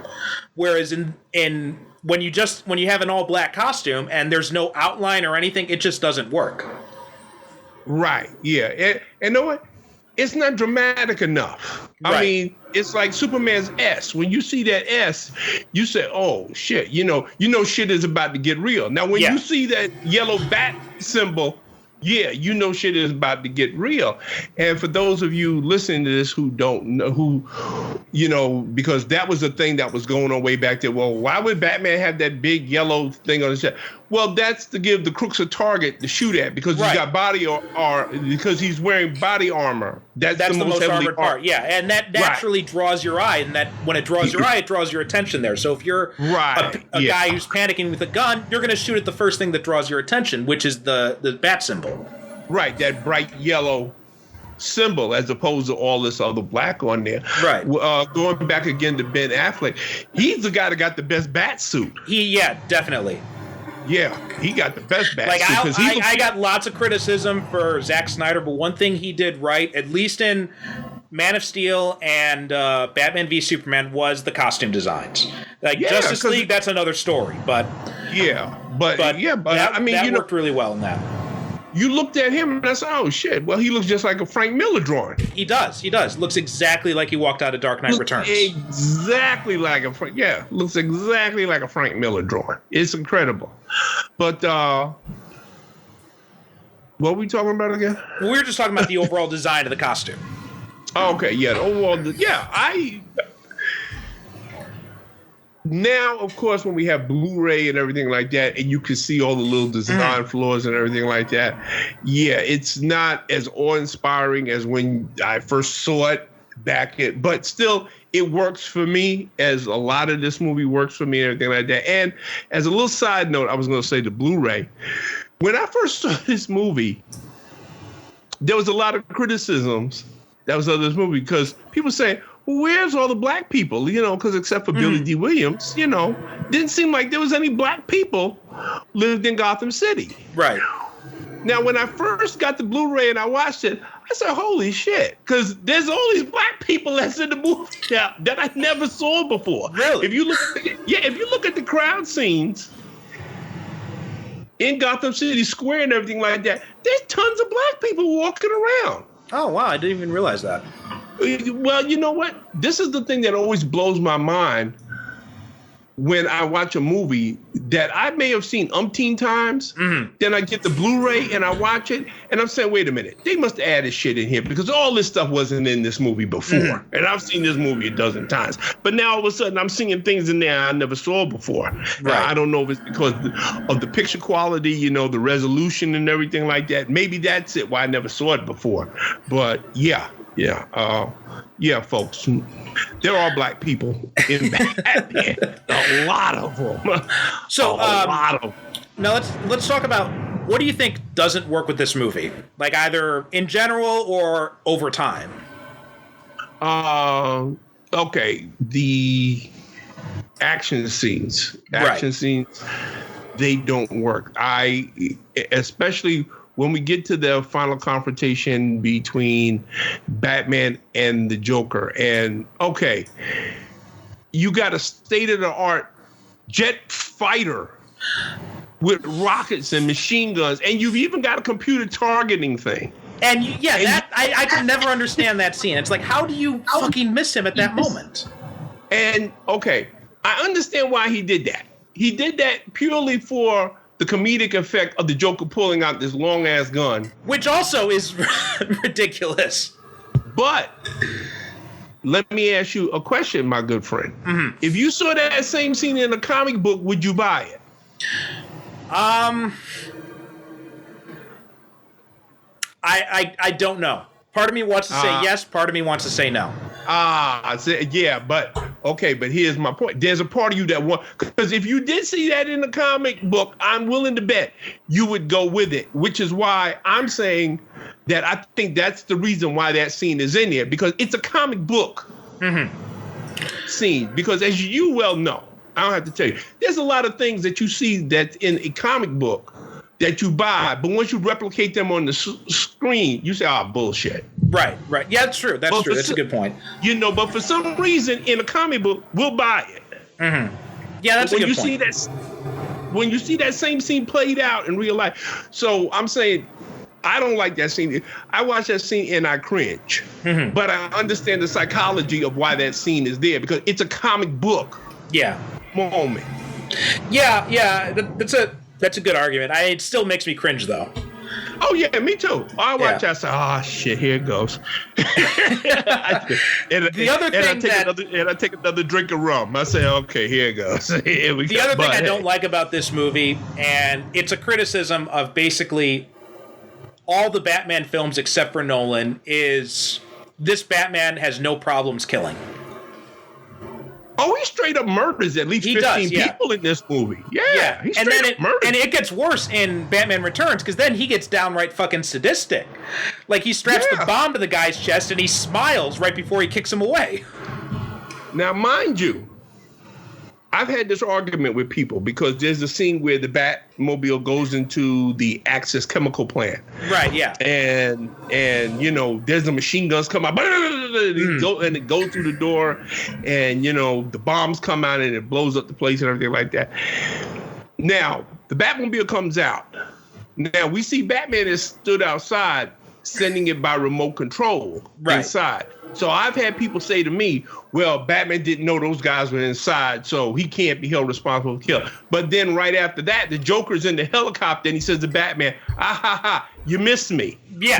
He was trying to murder the fuck out of everybody in that place. Thank you. When he goes in, he activates the shields and everyone, all the gang members come out and start firing at the Batmobile. No, he knew there were people in that place. Right. So Batman damn well knew there was people in there. And he, like you said, he blew them the fuck up. Yeah, He just didn't care. Yeah, he didn't care. Yeah, Batman murders about I estimate, I've never counted them, but something, now that you said it, I'm going to go back, I'm going to watch this movie again, and I'm going to count how many people he had. But just off the top of my head, I believe he straight up murders at least about 15 people in this movie. Oh, it's got to be at least. Like, there's got to be like a dozen guys in that chemical plant to begin with. Yeah, just in the chemical plant alone. And then there's the guy that he throws down the shaft that, the black guy. Right, yeah. And then he takes that other guy, he slams his head against the fucking bell first. Yeah. And then, at the beginning of the movie, when those two thieves, they're talking about, they're talking about the other guy, not after what happened to Johnny, he's like, oh, he just walked off a roof. He was insane. They're like, no. He's like, I heard the bat got him, 5 stories straight down. And he's like, Batman fucking straight up threw someone off a building. And during the Joker's parade where he's throwing out the money, when Batman flies he flies down, there's about 8 or 9 of the Joker's men that he machine guns. Oh, remember? Yeah. Dude, yeah. He just, holy shit. So, yeah, he straight up murders the fuck out of people in this movie. I said, Batman just smoked a whole bunch of dudes. So that's one of the things I don't like about this movie. Is just like the whole thing, Batman not killing, that just goes right out the window in these first 4 movies. Because he does the same thing in Batman Returns, and then it's so crazy, because then in Batman Forever, he tells Dick Grayson, you shouldn't kill Two-Face. And it's like, motherfucker, you've been killing people this entire series. You've been dispassionately killing people left and right. And then at the end of the movie, not only does he gives him all that speech, and then Robin decides to do the right thing and not kill Two-Face, and then Batman fucking kills Two-Face anyway. Yeah, you're right. Yeah, thank you. Then he goes. So wait a minute. So he didn't want Robin to kill him. So he didn't kill him. Well, he was my best friend. If anybody's gonna kill him, it should be. Oh, I mean, come on. Yeah. Oh yeah. Absolutely. Batman just. What else did I like? That whole ending conclusion after the bat plane crashes. Oh yeah, the whole cathedral sequence. Yeah. The whole cathedral. But you know why that happened, right? Yeah, because they didn't have it. They didn't know how to end the movie. Yeah, exactly. They filmed that. They didn't have an ending because Jack Nicholson reportedly at one point turned to Tim Burton and said, well, why am I going up this cathedral? And Tim Burton said, I don't know, just go up there. We'll figure it out. I'll tell you once you get up there. And then because he hadn't figured out why the reason is. Yeah, that whole except for the dialogue. I like the dialogue. The dialogue is great. Yeah. The dialogue is great. But the actual action that goes on up there with him doing the goofy dance with Kim Basinger, who we need to talk a little bit about too. Yeah. Before we wrap this up, but yeah, and then that fight with the guy, which we've already said, that's a very clumsy fight. And then the way that he killed, he shoots that bolo thing that wraps him to the gargoyle, and whole. It's not. Let me put it this way: it's not a very satisfying conclude, but it is redeemed because we get that magnificent scene at the end where the bat signal is unveiled. Right. And Alfred is waiting for Vicky Vale, and he's got the champagne on her, and he has that great line. Well, Mr. Wayne wanted me to inform you he'll be late tonight. Yeah. She said, yeah. And Vicky Vale said, yeah, well, of course he will. Yeah. But actually, that brings me to something else that's a criticism of this movie, and that's Commissioner Gordon, where he has jack shit to do in this movie. No, wait a minute. And that is one of the things I like about the Nolan movies is that they elevated Gordon, because before Robin, before Nightwing, before Batgirl, Commissioner Gordon was the closest thing Batman had to a partner out in the field. And they're downplaying Commissioner Gordon's role to that much where he doesn't really do anything in this movie. That's a little disappointing. Yes, he does have something to do in this movie.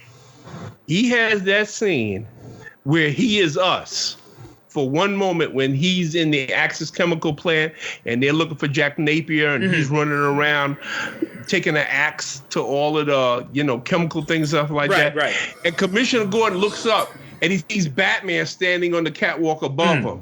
And he goes, oh my God. And the way Pat Hingle sells that, because at that moment, he's us. Yeah, that's true. Yeah, he's seen Batman for the first time, and that's all he can say is, "This is the commissioner who's seen a whole bunch of shit in his time, and this has just scared the shit out of him."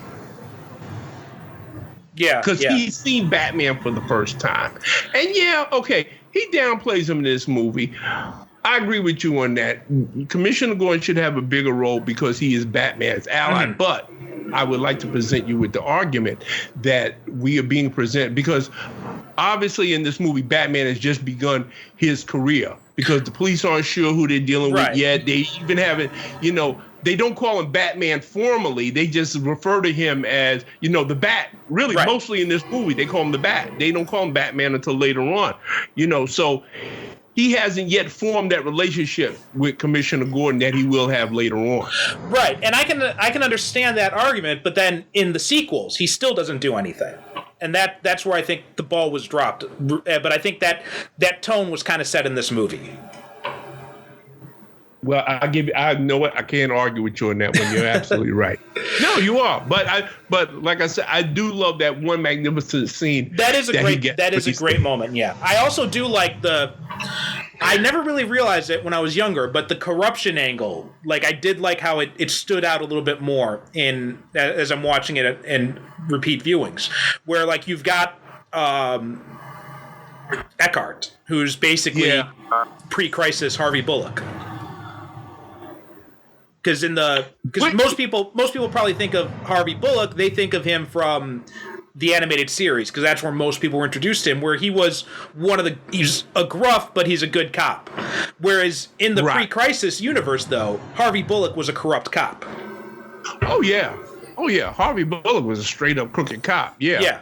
And this guy in this movie in Batman, in everything but name, he is Harvey Bullock. Harvey Bullock, yeah.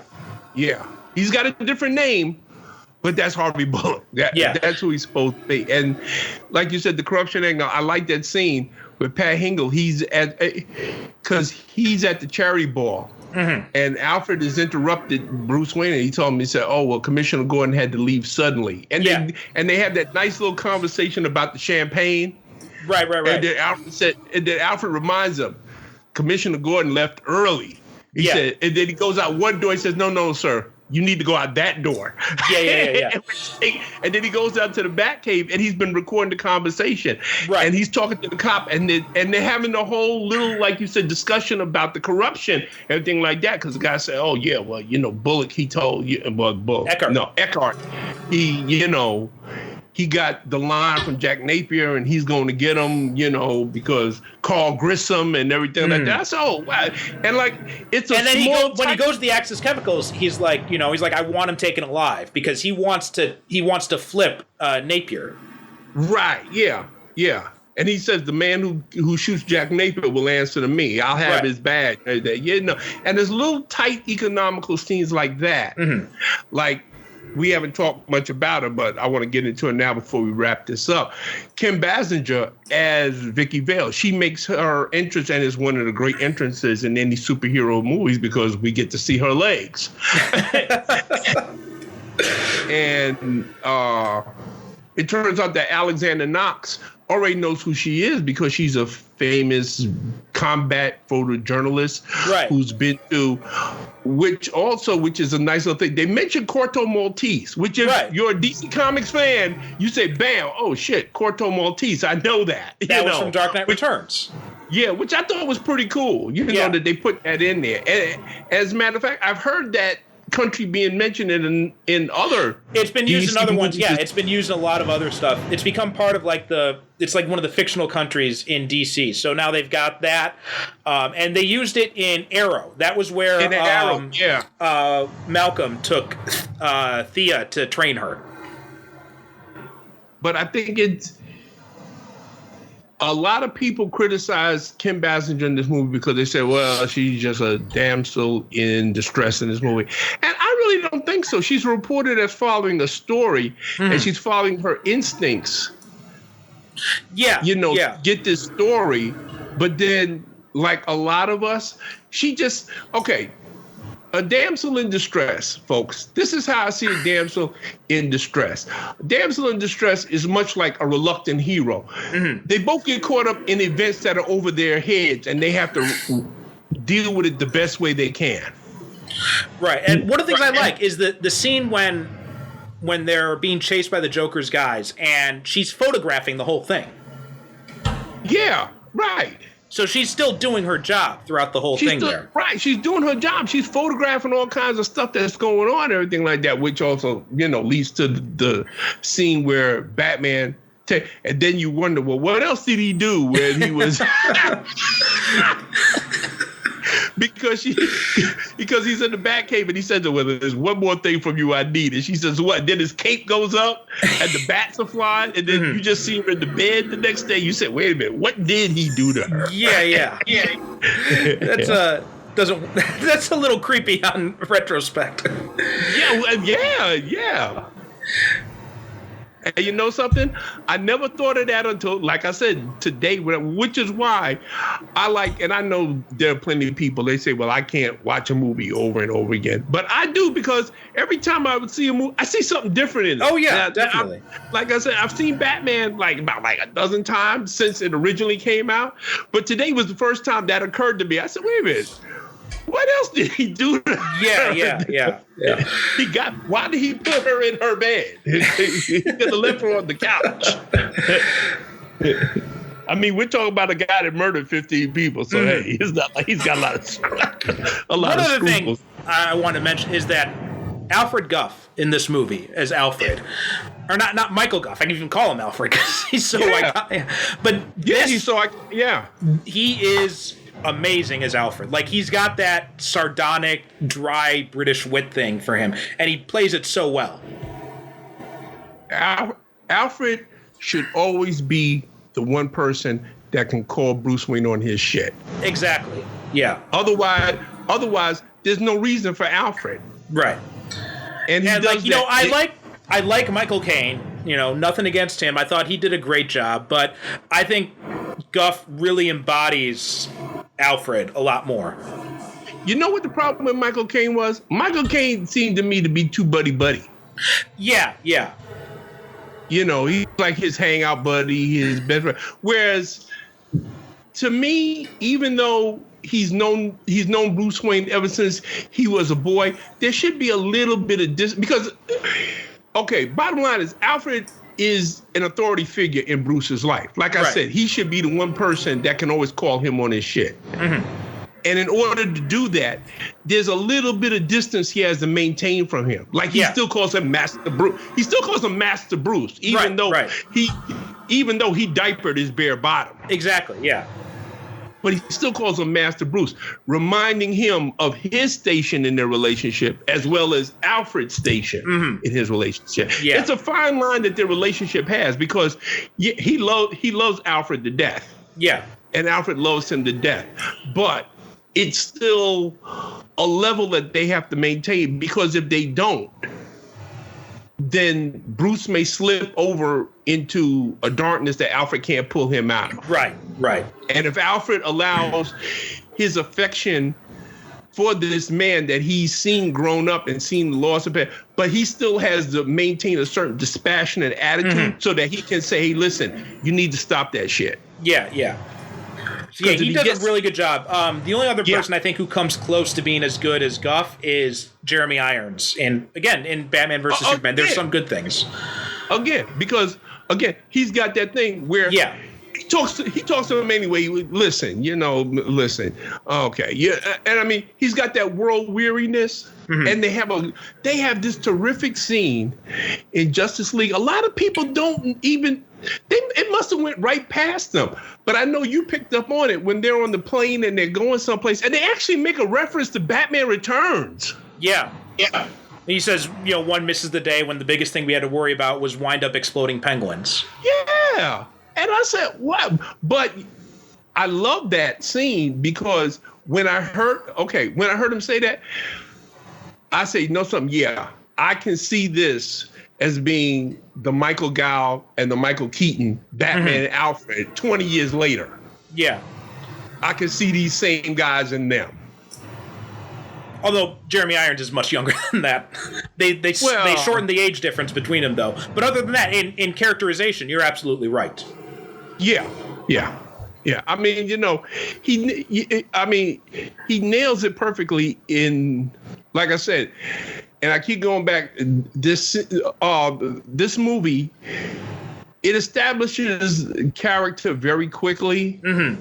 And we get to know these people and who they are and their motivations very quickly. And it does that with Alfred, too, Yeah. Because he doesn't actually have a lot of lines. It's more on what he does and what he says. Right. Even though I do have a problem with him revealing Bruce's identity to Vicky Vale so cavalierly. Yeah, that's a little bit, that's a step too far. And they even reference that in Batman Returns, right? And he's talking about when Alfred's like, we have to figure out what to do with the Batmobile, but we have to be discreet about it. And then Bruce is like, discretion? Who's the one who let Vicky Vale into the Batcave? He's like, I'm sitting there working, I turn around and there she is. Yeah, exactly. Now, I can see Alfred bringing her to Wayne Manor and bringing Bruce to her and said, listen, you need to tell her. Yeah. While I'm here, you need to tell her. I can see him doing that. I can't see him because that's like the holiest of holies. Yeah. The Batcave. Yeah, that I couldn't see. I understand why he did. And again, goes back to the characterization. Michael Galk does such a good job of characterization that I understood why he did it because of their previous conversations they've had about, and they lead up to that with conversations that they have about Vicky Vale. And also they show us in the apartment scene that Bruce isn't really able to do it himself. Yeah. Exactly. So Alfred kind of takes the initiative there. He's like, all right, well, look, I know you're willing to do this, but you can't bring yourself to do it, so I'm going to do it for you. Right, exactly. But again, like I said, I could see him inviting Vicky Vale to Wayne Manor and bringing Bruce in and said, go ahead and tell her. He said, I'll be here with you. Don't worry about it. I'll but you need to tell her. Right. But just to throw her into the Batcave like that, that's equivalent to pushing somebody into a tank of sharks. Right, yeah. Because, I get that Alfred likes her and he feels that Bruce can marry her and they can have a life together, but that's a step too far. Yeah, absolutely. Yeah. And then just one other thing, just really briefly I wanted to mention was Robert Wuhl, who plays Knox in this movie. I've seen this movie like a dozen times, and each time I watch it, I like his performance more and more. He's just this really small character, but he does such a good job in that part. You get the feeling that Alexander Knox is a guy that he's like one story away from that big break. You know what? He's one story away from being Clark Kent. He just hasn't found that story yet. Yeah. And he does this just like his comic timing in it, just his little quips, everything. He just works really well as like this unique side character in it. I'm kind of disappointed we didn't see him in Batman Returns. Yeah, you know what? And that's one thing that I always wondered about. I said, one day I'm going to do some research and find out about it, because I could have seen where Knox could have been a really good supporting character in all of the Batman movies. And if I was going to do a Batman movie now, I would definitely bring him back. Oh, absolutely. Yeah. Knox, because I felt, he was a very interesting character. To me, he was again, in keeping with the timeless quality of this movie, he reminded me of those smart-ass, wisecracking reporters in those 1930 newspaper movies. Absolutely, That's who he was, if this movie had been made in 1930, he would be William Powell or Cary Grant, or, one of those guys that played, like I said, the wisecracking, two-fisted, journalists, who went out to get the story with his guts and his, brains and whatever, his balls and everything. Yeah, the guy who stays up late at night,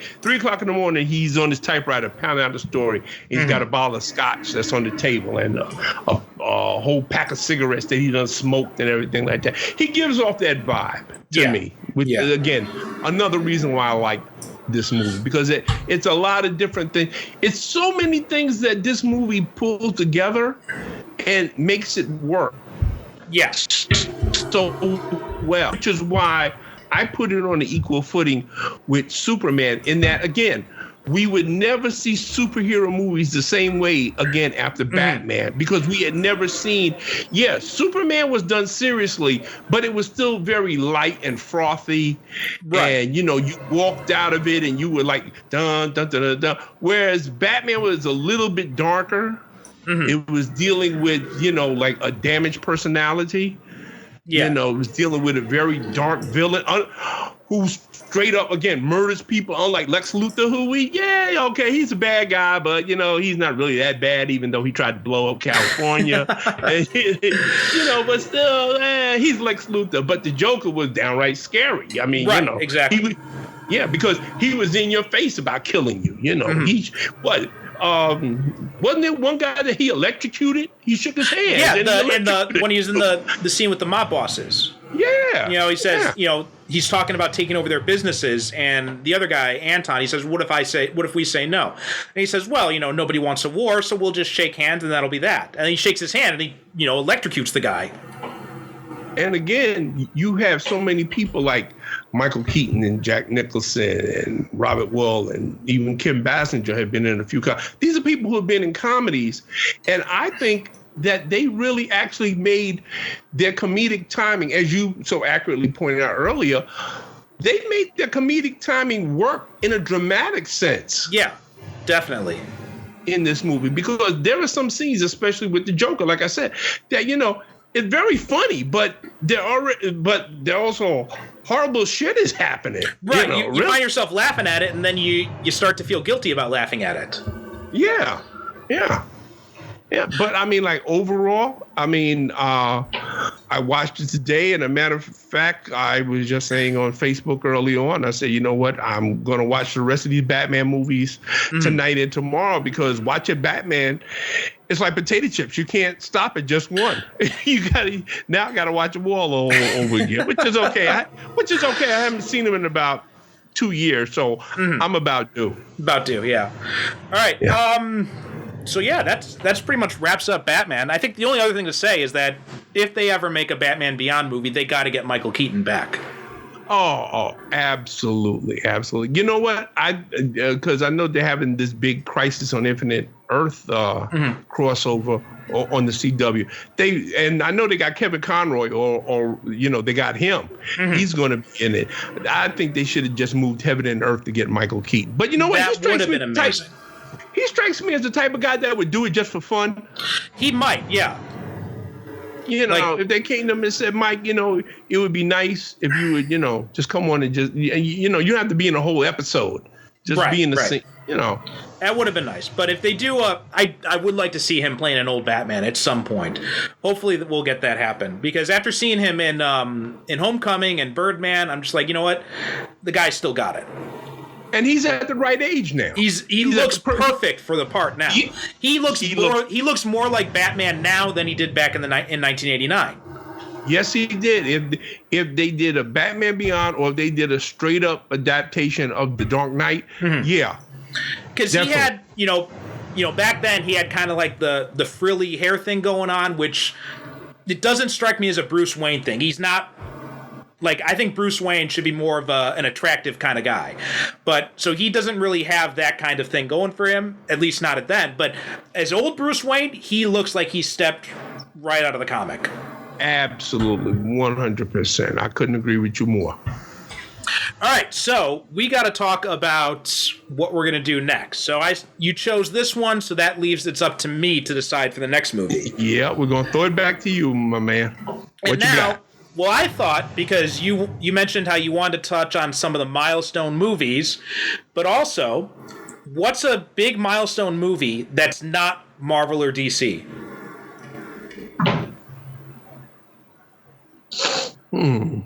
There's a lot of movies that could fit in there, actually. But I know which one you're thinking of. Okay, we're going to see if you're right. I'm thinking of The Crow. The Crow. All right, you know me too well. Yeah, The Crow. Yeah. But yeah, I figured that's because that is, unless you count RoboCop, which I guess you could, but that is really the first R-rated superhero movie. Do I know my friends, or do I know my friends?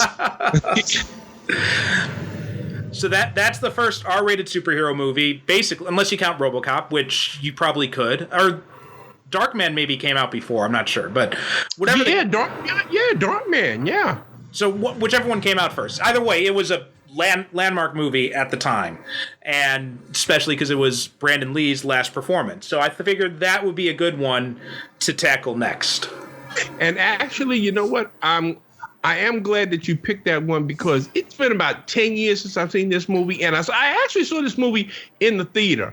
And I saw it then, and I didn't care for it then. And then like a couple of years later, I watched it again, and I still couldn't see. I said, well, what's the big deal about this movie? So I'm actually glad you picked that because it's been about 10 years since I've seen it. So I'm looking forward to seeing if maybe time has, change your opinion on it. Yeah, because I like doing that with movies. I mean, movies that I haven't seen in a while. And I find that a lot of times after I've seen them again, I see things in them that I never saw before. And I said, oh, okay, now I get what, everybody was talking about. Well, movie that I did that with was Constantine with Keanu Reeves. Like, I hated it when I saw it in the theater because it was nothing like like John Constantine from the comics, from the Hellblazer comics. But then I watched it again a few years ago, and I'm like, you know what? Actually, this is a pretty good movie. You know what? It's not a good John Constantine. Oh God, no! It's a terrible Constantine movie. But it's a good movie. It is, yeah. And you know what? Batman Returns falls in that category as well. It's a terrible Batman movie, but it's an entertaining film otherwise. Yeah, and there's a lot of movies like the recent Lone Ranger movie, with Johnny Depp. Yeah. Now I tell people, is it a good Lone Ranger movie? No, it's not. It's a bullshit Lone Ranger movie. However, it's a damn good Western. I'd have to watch that again because I've never been a Lone Ranger fan, but I did not really enjoy watching it the first time. Oh, okay. But I'd have to give it another chance. Well, that's right. Yeah, but the point being is that there are movies that I'll watch them, and for whatever reason is going on, and also some of it is just because I get older. My attitudes about certain things change. My prejudices about certain things change. And then I watch a movie again a couple of years later, 3, 4, 5 years later. Right. I say, oh, okay. Okay, now I get it. Exactly. Yeah. So it'll be interesting to see if The Crow is one of those for you. Yeah. Matter of fact, I'm looking forward to seeing it now. I got to go see because I'm pretty sure it's on Amazon or Netflix or whatever. If not, I'll spring for the few bucks and just get the Blu-ray and watch it. Sounds good. And then we can talk about it, and then after I see it, I'll let you know I've seen it, and then we can schedule for our next session. Sounds like Which brings me to one thing that I want to stress always, because we're getting ready to wrap this up, right? Mm-hmm. Yeah. Okay, folks. By all means, if you have any suggestions, any recommendations, any movies that you would like, they got to be superhero movies, though, because the name of this podcast, the Superhero Cinephile. So, don't ask us to talk about the Poseidon Adventure. That's not a superhero movie. Right. Although Aquaman is, you could ask us to review Aquaman. There you go. Yeah. Aquaman is a superhero. So, throw us your suggestions and recommendations, and because that's what we live for. Yeah. Also, and if you think it's kind of on the border, then, try and convince us. Yeah. I can be convinced. Because there's some movies, like, I was saying, like The Crow is one of those that's kind of on the border, I think. And maybe I also mentioned RoboCop as another possibility. So, if you think you got something that is a superhero movie, but you're not sure, try and convince us. See if you can win us over. I'm open for it. All right. Okay. And yeah, we just put up, just before this recording, I put up a contact form on the website, which is live now, everything. It's superherocinephiles.com. We've got a Twitter account too. It's Super Cinema Pod. And then also on Facebook. We do? Yeah, I just put it up. I sent you, I followed you on it. So check your Twitter. Oh, okay, cool. Thank you. And folks, let me say publicly that all the technical stuff that's being done is being done by this man. And I cannot thank him enough because I do not have the patience or the expertise to do it. And I'm willing to publicly admit that. And he's done a magnificent job. So, I can't thank him enough for it. And I would like to thank him publicly. And I think you guys should thank him as well, because anything that goes bad on this podcast, blame me. Anything that goes well, you give Perry all the credit for it. Glad to take that. And if we end up getting a Patreon or something set up, I'll make sure to keep all the money for myself as well. Listen, let's not get crazy. I had a feeling that would trigger you. Let's not get carried away, son. Okay, but superherocinephiles.com, Super Cinema Pod on Twitter, Superhero Cinephiles on Facebook, and email address, you can just email us through the website, but if you want to email it directly, it's superherocinephiles@gmail.com. Drop us a line, follow us. Hopefully we're up on, I know we're up on TuneIn and Stitcher, but it looks like Spotify and iTunes, as of this recording, they're still taking their sweet time. So hopefully they'll get us up there soon. Curse them. I'll box on both their houses. Exactly, yeah. Come on, guys. It's been 3 days. But anyway, look us up on those. Try and follow us on there or anywhere else you get your podcasts, or you can just go directly to the website. Derrick, do you have anything to promote? Anything you want to mention before we wrap up? Not as yet. I probably will have a bunch of stuff the next time. I'd rather save it for the next time because I probably have about like 2 or 3 things I want to talk about. So I will save it for then, and I'll, regale the public with it the next time we do. Because we'll probably do the Crow episode before October, right? Probably, yeah. Yeah. Okay. We still haven't decided on schedule, folks, as to when these are going to come out. We pretty much are just the first episode just came out on Wednesday, and this one I'll probably have like 2 weeks after that. So we're going to try like 2 weeks or so, just see how it goes, and then... Okay. Yeah, every 2 weeks sounds good. I think we can manage that. Okay. So thanks again, guys. I got nothing to promote myself either. I'm just about to start a new book because the one I was working on was hit a bit of a roadblock, so I'm going to try switching gears and see how that works. The only other thing is, if you like Japanese movies, check out my my other podcast, japanonfilm.com. Yep, I highly recommend it. Thank you, my friend. And you can listen to Derrick and I talk for, what was it, like 2 hours or so about Magnificent Seven and Seven Samurai. Yeah, you broke that up into 3 parts. Wow. Yeah, well, because the episodes on that, they're usually about like 20, 30 minutes, so I thought it'd be better to kind of split it up a little bit. Oh, okay, cool. All right, that's all for us. Thanks so much for listening, and we'll catch you next time when we talk about The Crow. Okay, thank you, folks. Good night, and God bless.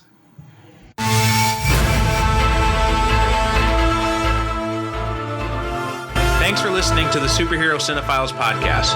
If you have any questions or comments about this or any other episode, or if you have a superhero movie or TV show you'd like us to cover in a future episode, you can email us at superherocinephiles@gmail.com, or you can also visit us on the web at superherocinephiles.com. If you like what you hear, leave us a review wherever you get your podcasts. Each review helps us reach more potential listeners. You can also support the show by renting or purchasing the movies discussed, or by picking up our books, all of which can be accessed through the website, as well as find links to our social media presences. The theme music for this show is a shortened version of Superhero Showdown, a royalty-free piece of music courtesy of BesleonStudios.com.